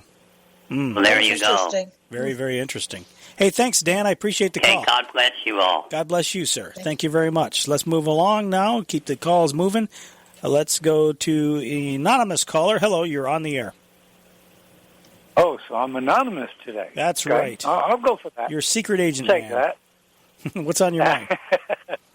I'm glad you got into this because I thought that, that when I stumbled on this the other day, I was absolutely, I couldn't believe they It's actually huge. did this. It's absolutely huge. It is. It's just amazing. And as I'm listening, I watched the video when I first found it. It was like an hour and 15 minutes long, something like that. Mm-hmm. And, it's always amazing. Every time you go back and listen to something, you always hear something new. Right. And, what really stood out to me today as listening to this was the talk about the economy. And all I could everything they were saying just kept me thinking about the 1960s Framework Convention on Climate Change, where we had Lord Christopher Moxon, who's been involved in many treaties and has actually written one on his own, said that this Framework Convention on Climate Change treaty, mm-hmm. what he said would create, literally set the standard for the world government. And when it come to talking about the economy, all it kept me thinking about was Annex 1, paragraph 36, where they talk about how they're actually going to work to close down the free market system, mm-hmm. and that would give them the capacity to therefore interfere in the financial markets all around the world.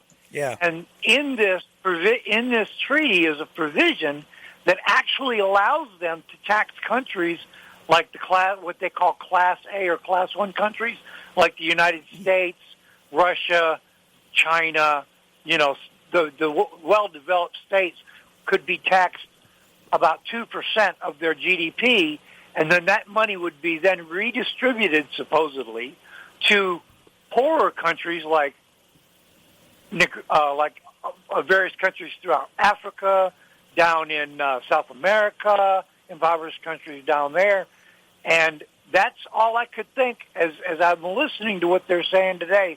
That's all I could think about was the Framework Convention on Climate Change of 1960, and it feeds right into this. Right. Yeah, this whole thing is about it. Socialist redistribution of wealth worldwide on a global scale. And China, I don't know if we'll have time to get to it today, but China is acting very much like the International Monetary Fund on the continent of Africa, with all of the stuff that they're doing with regard to loaning money and building infrastructure there on that continent.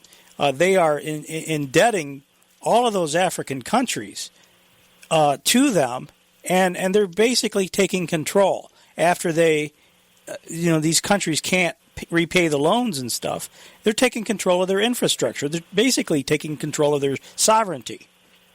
So China is very much involved. What's that? Well, think about this.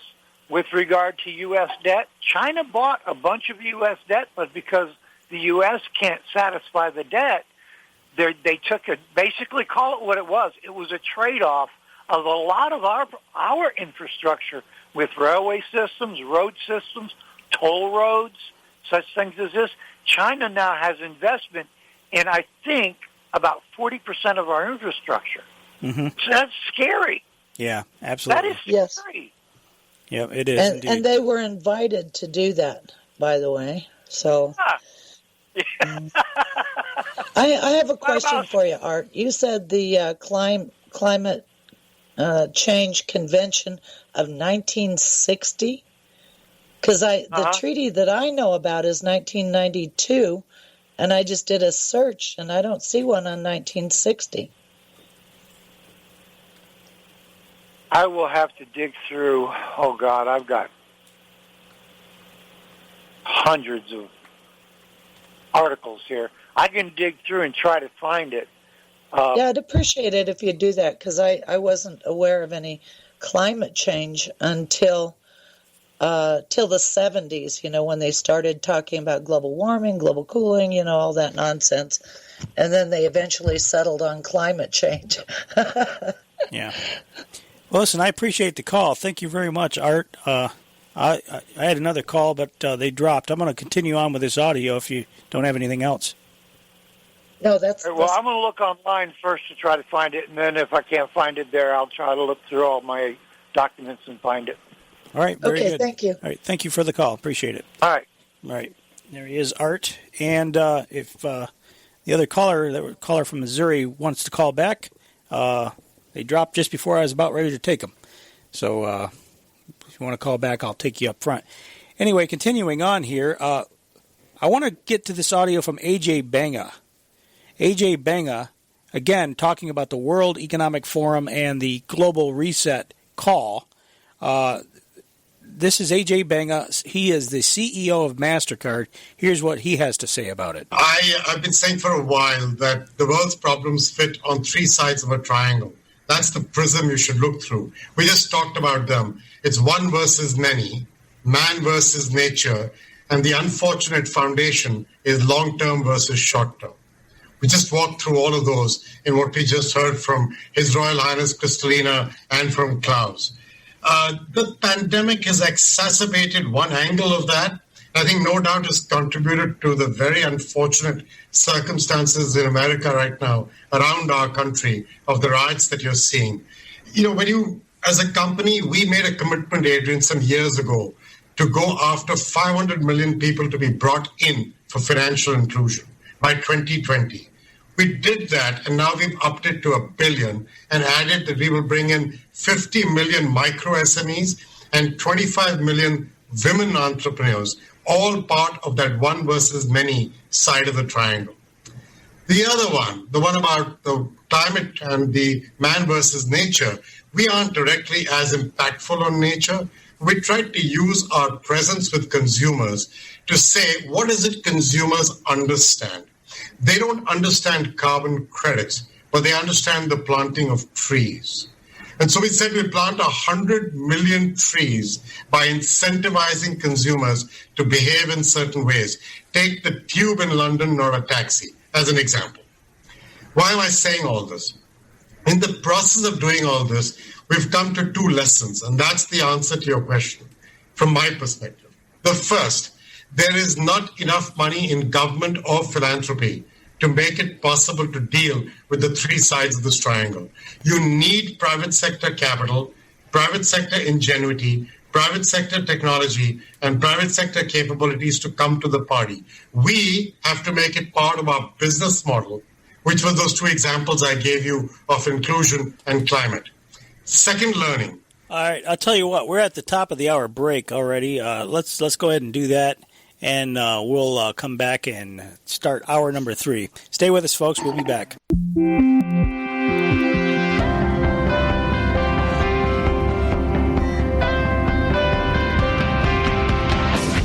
Truth for the restoration of our nation.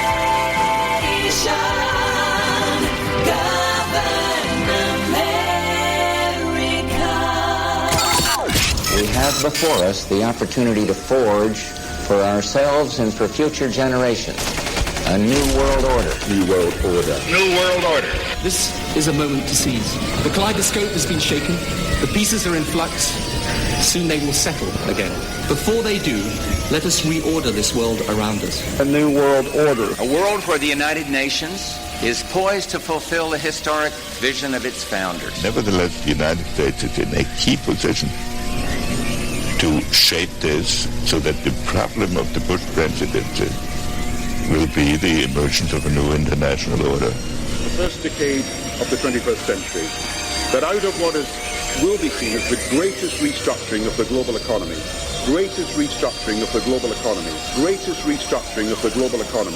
a new world order was created. Documenting the crisis of our republic. The very word secrecy is repugnant in a free and open society. And we are, as a people, inherently and historically opposed to secret societies, to secret oaths, and to secret proceedings. Waging war on the New World Order. The councils of government, we must guard against the acquisition of unwarranted influence, whether sought or unsought, by the military-industrial complex. This is Govern America with Darren Weeks and Vicky Davis.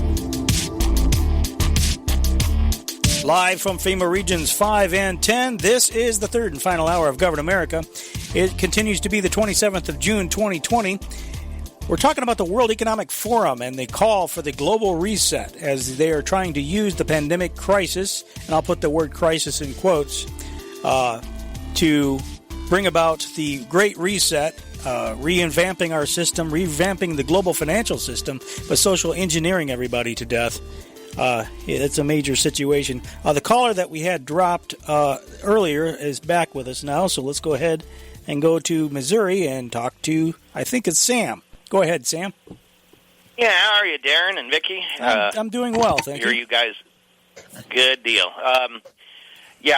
None of this surprises me at all. I suspected it from the start. It's now we have confirmation. But what is kind of fascinating is how there's so much of everything rolled up into this, and I think the thing that people need to understand is that we've been on this process. This is not a Johnny-come-lately thing. Agenda 21 and all these programs associated with it that are international in scope have been gradually rearing their ugly heads across the United States and abroad for a long time. Mm-hmm. It's just that now we're reaching a crescendo, and they just need a invisible enemy to finish the job.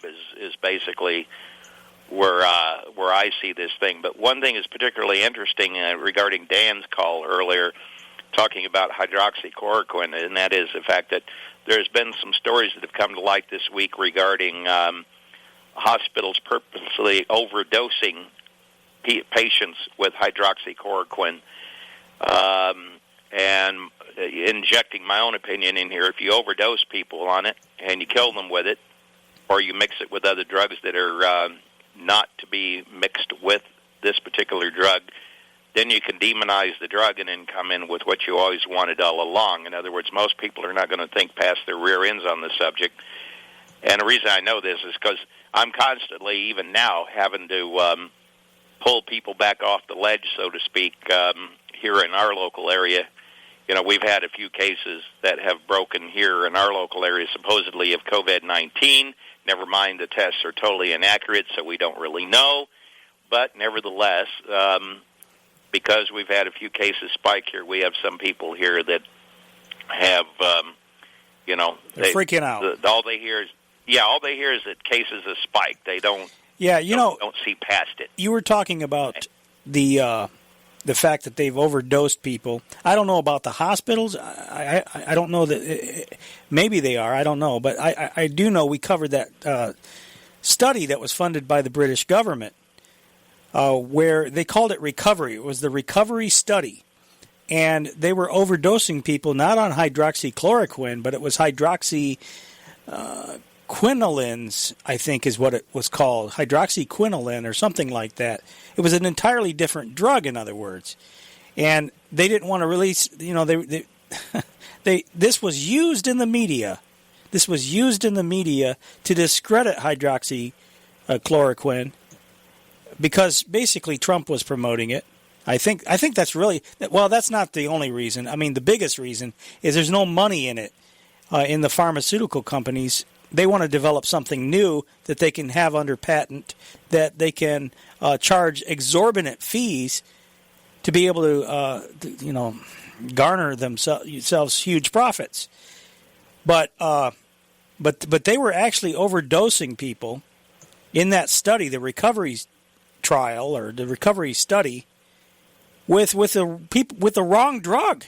It's like they mixed up the drug, and people were dying as a result of it because they weren't supposed to give them that much. So I mean, it's just absolutely outrageous, and they didn't even want to release the details of how they got to what they were trying to do. And if it wasn't for Twitter, I wouldn't even know about this. I don't think this has even been mentioned in the U.S. media, Sam. Yeah, well, there's been a few articles I've run into that have been talking about this, but okay. Like I say, the biggest thing out of the whole thing is that it's all about, pretty much like you said, it's all about getting a much more expensive most likely a vaccine. Mm-hmm. When you got Bill Gates involved in anything, you have to be suspicious of all of it. But I think the main thing that I think that people need to work their heads around out of all of this whole thing is that in the final analysis, this is how they're going to finish the job and get the green agenda, as was alluded to in the clips you were playing a while ago. This is how they're going to get the green agenda in full force and everything else, and just get everybody scared to death behind an invisible enemy. And once you do that, then you've got everybody right where you want them. And while everybody's concentrating on the invisible enemy, you come in through the back door with what you really wanted all along. The other thing that comes to mind out of all this is people should be alarmed by the amount of foreigners to us here in the United States, certainly, that are influencing policies here in the United States. I mean, all you got to do is just look at all the people that were speaking in all those clips you were playing. Not one of them are full-blooded Americans. No, not at all. Right. Yes, and the U.S. State Department, the Congress set up this visa program, the EB-5 visa program, but they basically were selling citizenship to wealthy investors. So, I mean, so you open up your country, you provide incentives for wealthy people to come in here, and then they all seem surprised that all of those wealthy people, the investors, and their workers that they brought with them are changing the culture and political dynamics of the country. It's like that Sikh that is at the head of MasterCard. Well, when I listen to him, I'm thinking, where was Cephas? When this guy took over MasterCard. It's probably one of the most important companies in our country. Yeah. So what happened there? Well, and this is with the credit system. That's the other way they will influence us.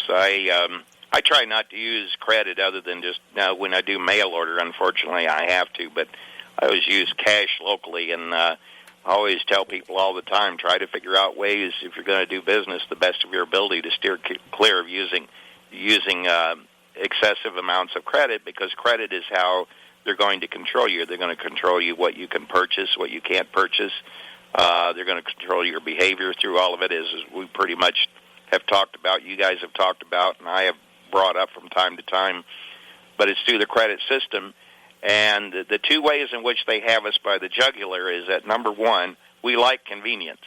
And they know we like convenience. Right. So we use convenience to our disadvantage. I mean, whether it's the stuff that we do with iPhones, and all the tracking they can do with the iPhones, or whether it be through credit, or however, they're going to find a way in to invade our lives. In fact, I just ran into an article the other day where the iPhone's having a setup, which I'm not surprised at, given what I know about the iPhones, but they map your entire location everywhere you go. There's your tracking device, and you paid for it. Yeah. And it's interesting to me that you bring that up, because since this contact tracing thing happened, I hadn't had an update for my phone in a long time. And I don't have an iPhone. I have a Samsung. It's an Android device. But it's right. It just came down with a new update for after many months of not having anything available. All of a sudden now it's got an update available, and so that's one I'm not going to be installing. Yep, I was going to say, don't install it, because if you do, you'll have an extra setting in there, and it'll be for contact tracing. And it's probably going to be something that you can't turn off, I would imagine. Well, supposedly they claim, at least on the iPhone. Now, I use the term claim because, you never really know. Have to stuff. No, but they claim you have to opt into it. You have to download an app before that feature becomes available. I don't trust them as far as I can throw them. Right. And so, I just tell people, if your phone, first of all, if your phone works, if you can make and receive calls, and you can do the stuff that you've always been able to do on it, then just use what you got. Why do you have to keep constantly getting updates for your phone? That's why Trish and I don't even have any of those phones. We have just a plain old flip phone. It makes and receives calls, and And anything that we do with GPS is on a totally separate device that has no contacts or anything in it. So yeah, the more I think about it, the more I think about getting a tablet that's connected instead of the actual device, because you can do the hotspot thing, where your device, you have, in other words, having a proxy device actually do the connectivity. Because see, like for me, sometimes I need internet on the go, and that's why these smartphones are really handy for that reason. And you can even use, you wouldn't even have to have service on the device if you had it going through a proxy device, which provides your connectivity. Then you could use a voice over IP service or something, like we use with the telephone equipment here we use for the broadcast. Through call-centric or something like that, you can actually use the protocol that they use and just go interact, through this proxy device, have that be your source of connectivity. Then you don't have to worry about, I think you don't have to worry about all this contact tracing BS. But it's sad that we even have to have this conversation. That's the whole point. Trying to find ways around being tracked online. They've weaponized the carriers. They've weaponized, we're paying for our own enslavement. That's right. That's right. Go ahead, Vicky. I'm sorry. No, She's just agreeing. Chiming in that what he just said there is right. We're paying for our own enslavement. Yeah. And the thing, I know this whole thing's been a mixed bag. It's like I hate. I love what I'm doing because it's informing the public. I mean, it's a joy to have you guys back up here on the station again and everything else. But what I hate is the negative in which my listenership had to go up was due to COVID. And I would just as soon not have COVID than to have COVID and then wind up having listenership go way up because of the negative. And that's where I'm finding myself. And it's a really bad situation to be in because, you'd like for people to listen, for other reasons, and stuff like that. But nevertheless, they're there. Yeah. And well, we the listenership is appreciate what you're doing to wake people up. But that's kind of... we're trying, and I'm glad to have you guys aboard. And by the way, the show is sounding really good since you got back on the air, so I'm glad they cleaned up your internet stuff, and everything seems to be sounding real stable. Nothing's dropping or anything, so we've got good audio here. So great. Thanks again, guys. Glad to hear it. Hey, thank you, Sam. Appreciate the call. You bet. And appreciate everything you do. Yeah, we had one whale of a thunderstorm last night. I haven't seen. I guess I heard a tornado went through Albion, which isn't too far from here. And I was doing show prep last night, and the internet went out for about a half hour. And I mean, I was looking in the cameras because we've got cameras on the outside, and I mean, it was almost like somebody had pointed that thing up at a shower. I mean, I haven't seen it rain that hard in, I think, quite a while anyway. And the lightning was just intense. I mean, we had one heck of a storm here last night. So I was a little concerned that we wouldn't even have a show today because it was really bad out. Now the sun is shining and everything seems to be fine, but wow. Anyway, continuing on here, I wanted to get back to the audio, if you don't have anything you wanted to add. We were playing AJ Banga, CEO of MasterCard, and he had more to say. Private sector ingenuity, private sector technology, and private sector capabilities to come to the party. Notice he's talking here, Vicky, about private sector. Private sector needs to do this. Private sector needs to be a big part of it. And we've told you folks for years that public-private partnerships is what's being promoted. The New World Order is going to be a corporatocracy in addition to a technocracy. And that's where we were just talking with Sam about how all these companies that we're paying for services are taking our money and weaponizing these technologies against us. Yeah, well, the idea is for corporations to lead because they're the producers, right? Mm-hmm. So what they've done basically is that the partnership consists of corporations using the power of government to further their business goals. Right. And that's the way it works. Yep, exactly. and private sector capabilities to come to the party. We have to make it part of our business model, which were those two examples I gave you of inclusion and climate. Second, learning. You need enormous trust between the private sector and the public sector for this to actually work. That trust is hard to come by. What I have seen during the course of the pandemic is some light at the end of the tunnel on the trust. The private sector and governments are working, and the NGO sector are working really well together. Whether it's the therapeutic accelerator we launched with Gates and the Wellcome Trust, or the work I see on SMEs around the world, or benefit distribution and the use of data and analytics for purposes of directing activity, I think this issue of bringing the private sector to the party and bringing it in a way that the trust between the private and the public sector come together, those are imperatives for us if we're going to make real progress on moving the needle and seizing the opportunity that we just heard about. Now, it's interesting he mentioned in that clip Gates and the Wellcome Trust. If memory serves me correctly, I'll have to look this up again, but I thought the Wellcome Trust was one of these organizations that was helping fund Black Lives Matter. They probably are. I'm not sure. The sure. Wellcome Trust is a bad organization from my point of view. Yeah, and Bill Gates is all in there. They're kind of like the medical edition of Ford Foundation, and it's a social engineering trust. Yeah, I'll have to dig a little more. I got a bunch of different funders of some of these subversive organizations. And maybe we'll get into that as time progresses, or maybe in future broadcasts.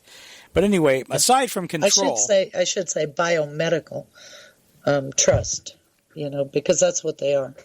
There's a whole lot of money to be had from all of this stuff, and let's not forget, they intend to control the population, but they're going to be rewarded very handsomely for their efforts.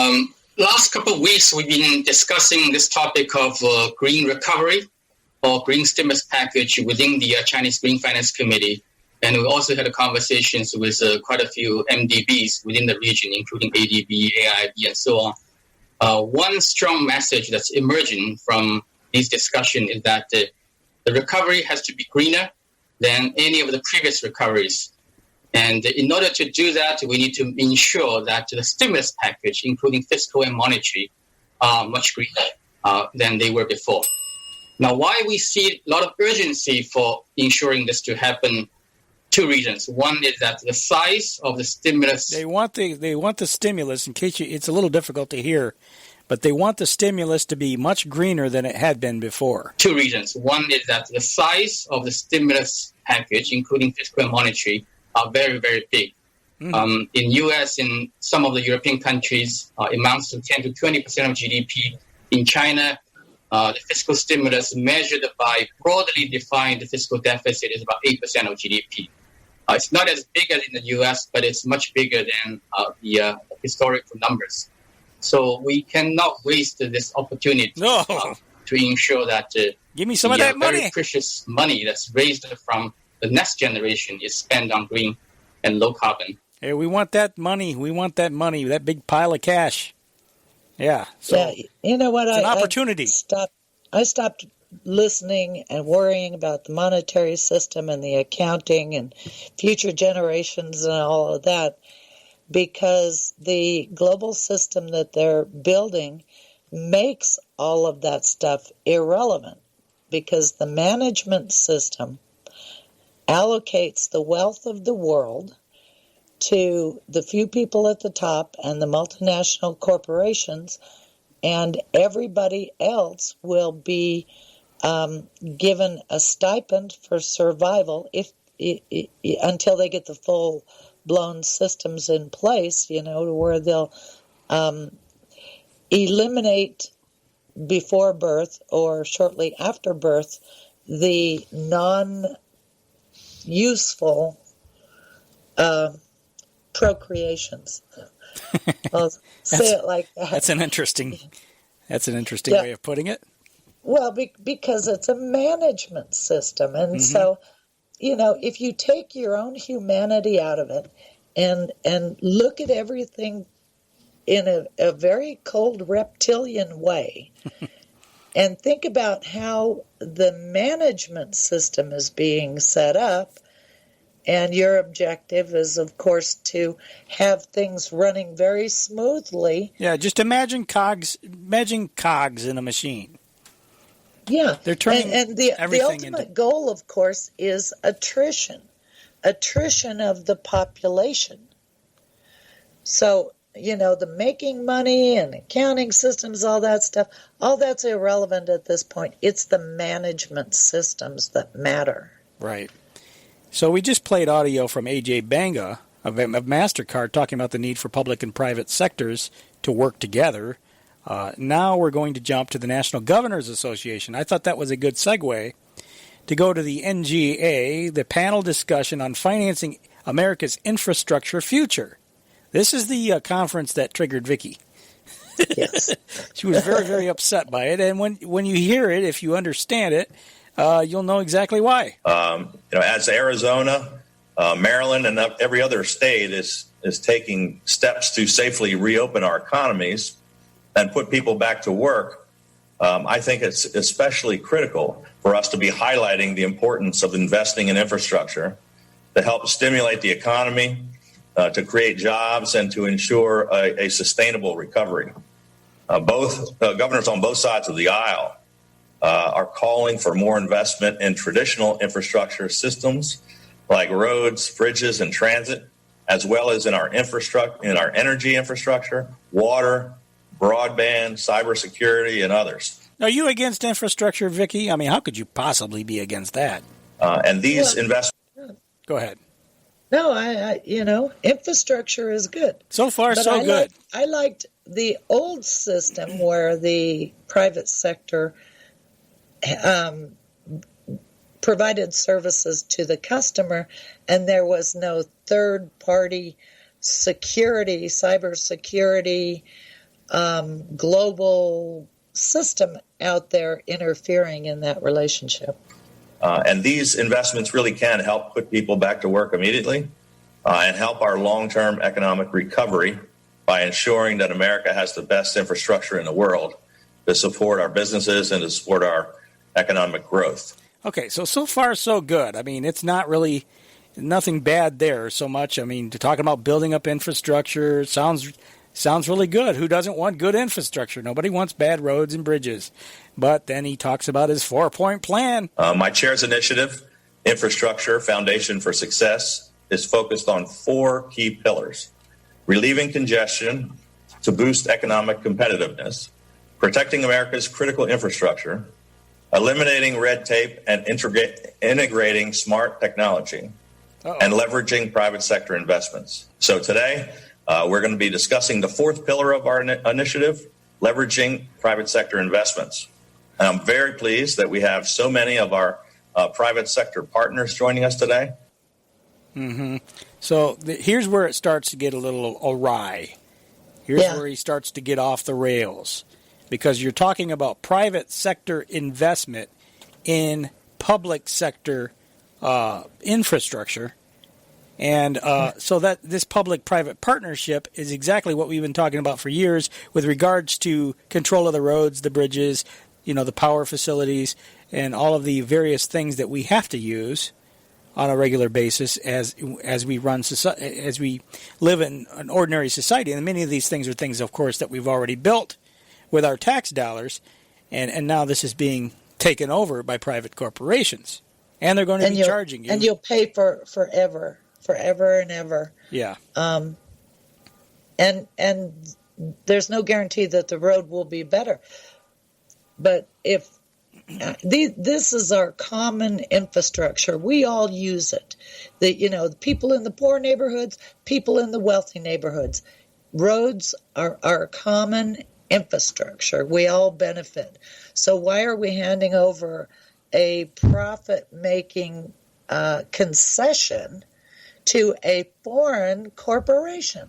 Yeah. At that event, Centro was there, and if people remember back about the Trans-Texas corridor, that was one of the issues. That's exactly right.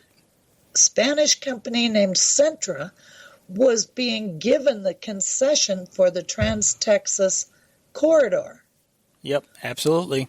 We'll go ahead and continue a little bit more with this clip.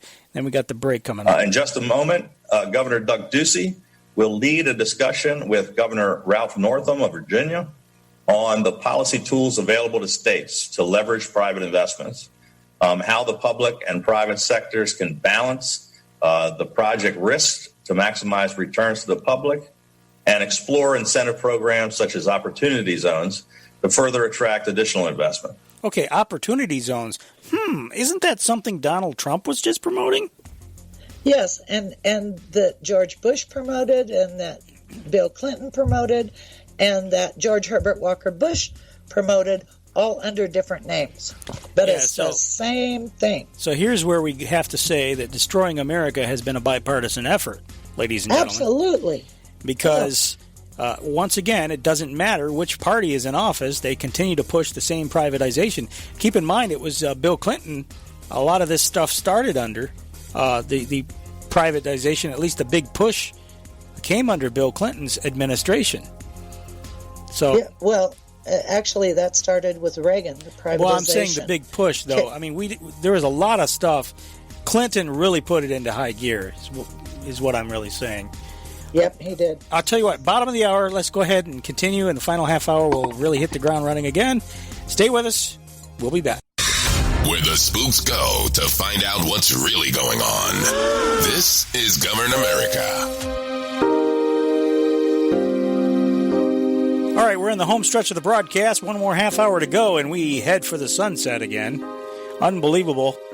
This is the fastest 3 hours in talk radio, but we're talking about privatization in the overall scheme of everything, how the world government wants to revamp everything. And before the break, I said that Bill Clinton really stepped things up into high gear. I did not mean to say that everything started under Bill Clinton, because certainly infrastructure privatization was signed by George Bush. Of course, it all started under Reagan, but Bush furthered it along, Clinton furthered it along, and it's being furthered along under Trump today. But George Bush signed, the first Bush president, signed Executive Order 12803, Infrastructure Privatization. I just put the link to that executive order in the chat room. We'll put it in the show notes as well. But people should understand that just because we change faces in the White House, the plan moves forward. Doesn't mean that the underlying programs change.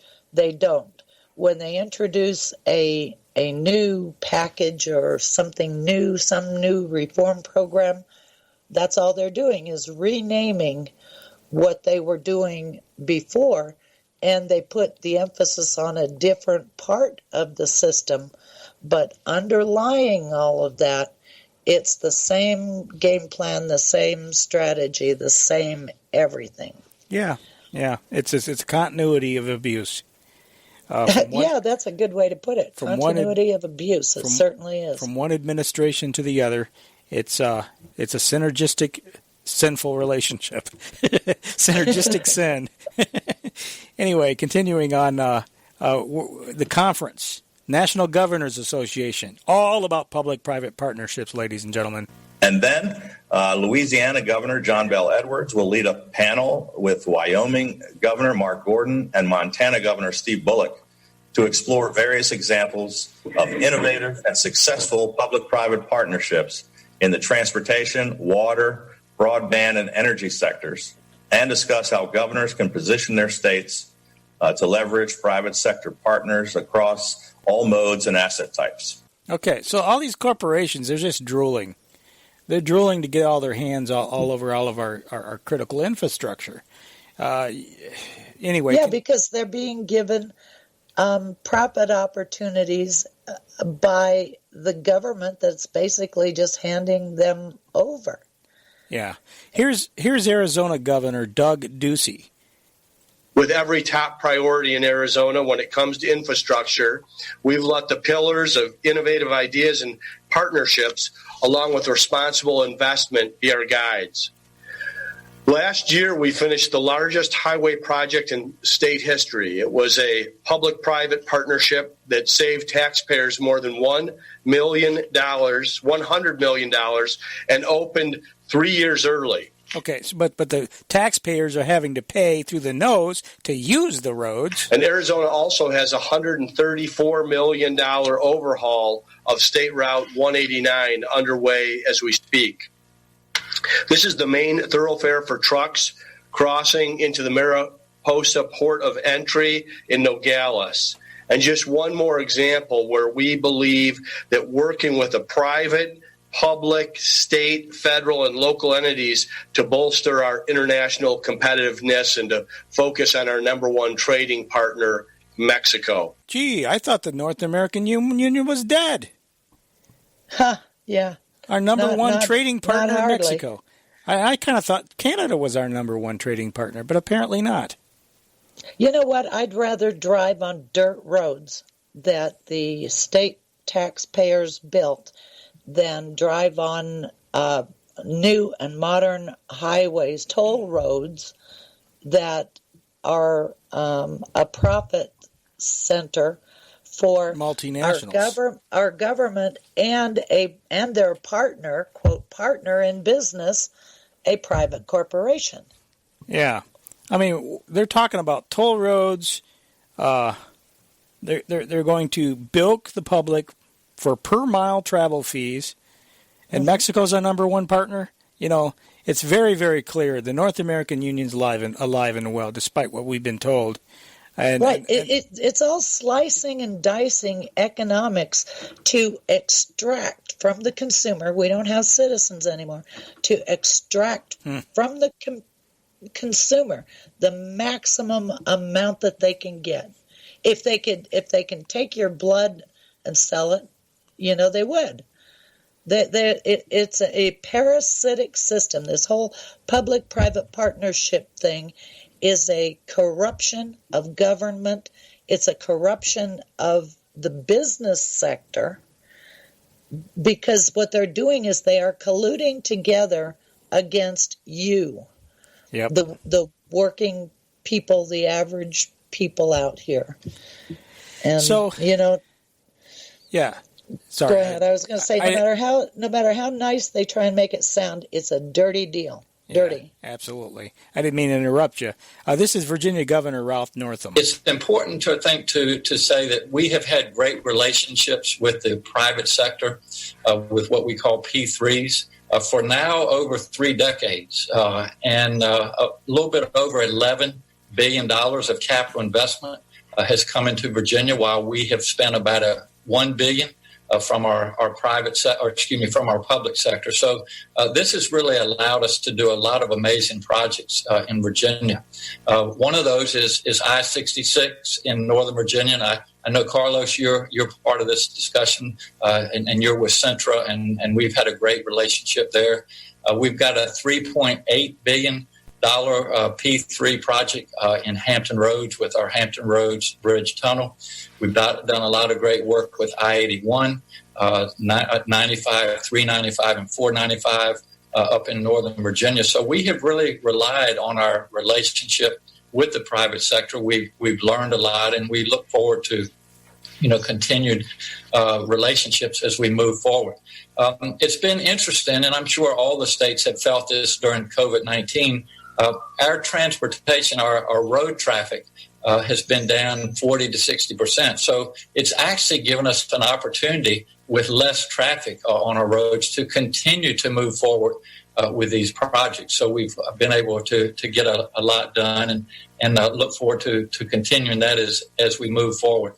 We signed this year a transportation omnibus bill that will give us the revenue stream that we need in Virginia in the upcoming years. We're also interested in a little bit of an aside, but when we talk about infrastructure, something that is very important to the business community is green energy. And so we signed... Gee, you hear a theme here? He's talking about green energy, and this is a part of the global reset? Is green energy. And so we signed the Clean Economy Act this year, which will hopefully get us close to non-carbon energy production by 2050. Again, when we talk to businesses that are interested in growing in Virginia and want to come to Virginia, this is very important. They're selling the whole country out from under us. That's exactly what they're doing. And before, it wasn't just Sintra. It was the Communist Chinese. And the Communist Chinese were investing in inland ports. As a matter of fact, that's when I first saw that there was a problem in Minnesota because they had a partnership with China. And it had to do with a jobs program in a zone. So the whole thing is cookie cutter. All you have to do is dissect one of these zones along with the transportation paradigm that they have of public-private partnerships, and then you'll see how it works the world over because it's a global system. Yep. The transportation system is a global system. Control of infrastructure ultimately will be a global system, because if you think from a strategic military point of view, how do you control territory? You control through their access to supply, right? Yep. Control of the supply lines. Well, the ultimate in supply lines is your critical infrastructure. Yeah, interesting that you mentioned the supply chain, because there was a Atlantic Council event on supply chains. I got some audio from that, but I don't know if we'll have time to get to it today. But anyway, this is Lawrence Slade. He's the CEO of Global Infrastructure Investment Association. Comparatively, though, it's a shame, if you like, that the private infrastructure has a smaller role in the US than we're seeing in many other countries and regions around the world. I mean, if we look at our global assets database, for example, out of some 1,500 assets around the world, our member companies own or operate only 186 in the US compared to 518 in the UK. And I'm sure you all know, the little old UK is kind of the size of many of your states alone. But again, nearly 500 in the European Union and getting on for 130 in Australia and New Zealand. And the thing about those assets is that it's not just one single funding model. Obviously, as we've already heard, you're familiar with the P3 model over here, which is fantastic in certain circumstances, but there are other ways that we can do this as well. So, across in the UK, we've seen models under what's known as the RAB, the Regulated Asset-Based Model. We've seen other areas in renewable energy in particular around contracts for difference, but also we're seeing leasing models and outright private ownership as well. So there's lots of different funding models that can be brought to bear to suit the different circumstances that individual states will find themselves in, but also that are appealing to different sectors and different structures of infrastructure. And I think, while there's a broad consensus, and we heard Governor Hogan speaking about this in the video at the start of the workshop, around the importance of investment in infrastructure, I think there's been less alignment about that optimum value between public and private finance. And I think what we're seeing coming out of COVID is a realization that either a federal or a state level, that so much money has been spent to keep economies going during this, that actually there's a huge opportunity for states to access tremendous private funds that can actually help get these things going and actually really move your infrastructure forward. Okay, I'm gonna dump out of that in the interest of time. But again, using the COVID-19 thing to further the global plan, infrastructure privatization is a big part of the global plan. The global government is going to be a corporatocracy, just like it will be a technocracy. Right, and they always talk about China and China using a debt trap for poor countries. Well, they're doing the same thing here. Yes. It's the same debt trap. It's, you have to, they have to issue bonds to build roads and things, and so they are, because they know that our economy was torpedoed by globalization. See, it didn't just destroy the economy of the family. It destroyed the economy across our entire country as corporations moved offshore or moved down to Mexico. But they don't talk about it in those terms. They are still talking about our government as if, you know, our government is living on Wilshire Boulevard and we're, you know, one of the richest countries in the world and all of that stuff. Well, if that's true, where's the money? You know, because our government is funded by tax base. And if it isn't funded by tax base, then where is it being funded? It's being funded by them selling our country out from under us. There you go. And you mentioned China. I'm gonna jump over the next clip, which is from Carlos Ugant of who is with Centra. I'll probably come back to him in a moment. But since you mentioned it, China has been very active in Africa. I talked about this earlier in the show. This story demonstrates how China is operating very much like the IMF, getting countries into debt and taking over their sovereignty, you know, taking over their infrastructure and their sovereignty. And you say it's happening here? It is. And so anyway, but this is what's happening. This is some of the strategy that China is doing. China's African safari hits a major bump as Kenya rejects its BRI project. China has gotten another jolt out of the blue as a Kenyan appellate court has passed a judgment against the $3.2 billion standard gauge railway project between the Kenyan government and the China Road and Bridge Corporation, calling the contract illegal. The Kenyan High Court had earlier rejected the petition, but the appellate court took cognizance of the plea and gave out the verdict. The petition said that the railway cargo project was a 100% Kenyan-funded venture with the Kenyan taxpayers who would be repaying the loan payments. The lawsuit was first filed in 2014 when the project was still under construction, and a decision has come after 6 years when large sections of the railway line are already operational, with both parties having poured massive resources into the project. And this railway line has shot up costs by 50%. And if you thought this railway line was going to help the people of Kenya, it has shot up costs by 50%. The newly built Chinese railway line from the port city of Mombasa to the capital Nairobi has shot up the cost of transportation by 50%. China built the railway line under its ambitious Belt and Road Initiative. The businessmen continue to transport goods through trucks because the railway line is 50% costlier. The Kenyan government has made it mandatory to transport the goods through the railway line, and this is hurting the profits of businessmen. Daniel Manduku, head of the state-run Kenya Ports Authority, says, "The KPA has an obligation to feed the railway. We were the guarantors of the rail." Kenya is one of China's largest trade partners in Africa, holding 11.55% of Kenya's foreign loans valued at around $6.5 billion. Worryingly, China's interest payments represent 87% of the cash used to service debt expenditure in 2019. In fact, Kenya is so debt-ridden that its Mombasa port is under threat now. If Kenya fails to repay huge loans advanced by Chinese lenders, then it risks losing the lucrative Mombasa port.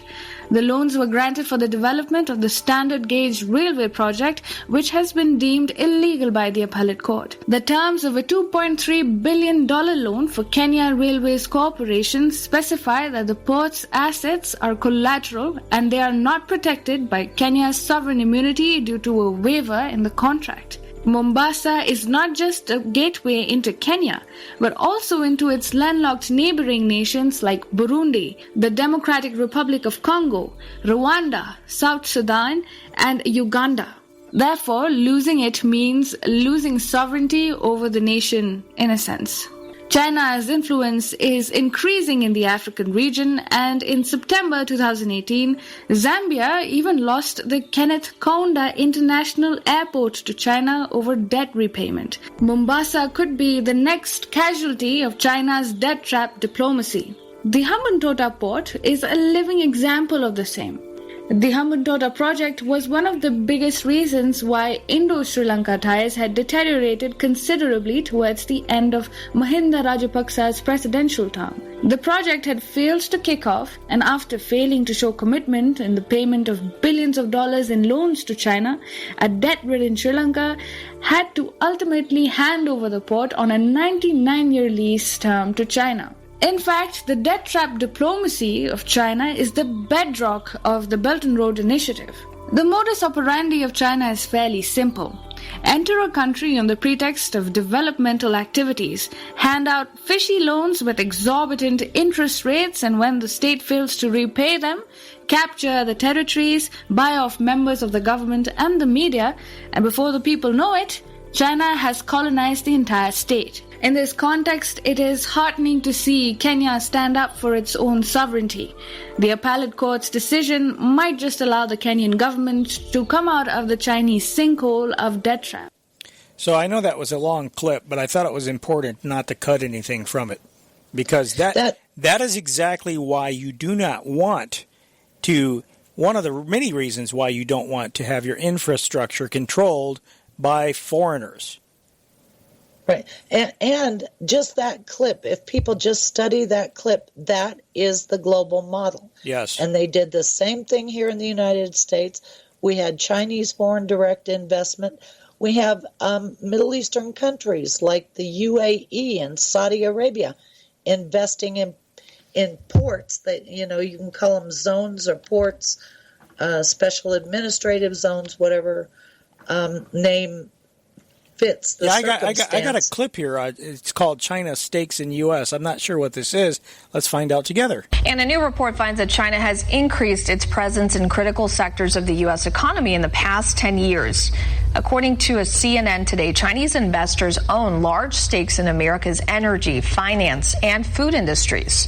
American companies with major Chinese stakes include investment bank Morgan Stanley, tech giant IBM, as well as oil and gas assets. Treasury Department saying the Chinese investment in the U.S. has increased from $3.3 billion in 2010 to $40 billion in 2016. Republican lawmakers have used this report to call for a decoupling of the U.S. economy from China. So there you go. Yeah, how are you going to decouple when you owe them so much money? I believe that was from One American News, if I'm not mistaken. Yeah. But it just goes to show you. It is such an important issue. If people only look at one system in terms of trying to understand globalization, look at the transportation, look at the global transportation plan, because it's strategic. It's like if you think about a military, you can have just a whole bunch of really top performing soldiers out in the field, but if you can't get food, the supply chain, if you can't get food to those soldiers, you're done.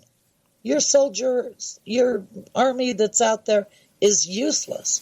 Yeah, exactly. And so I'll tell you what, we got a call on the line. Let's go to New Jersey. Hello, caller, you're on the air. No time now. Oh, there's time. I'm kind of surprised. Yeah, there's time. Go ahead. How can I don't even know where to start. How can you call it global domination? Wasn't that the way it was set up from the start?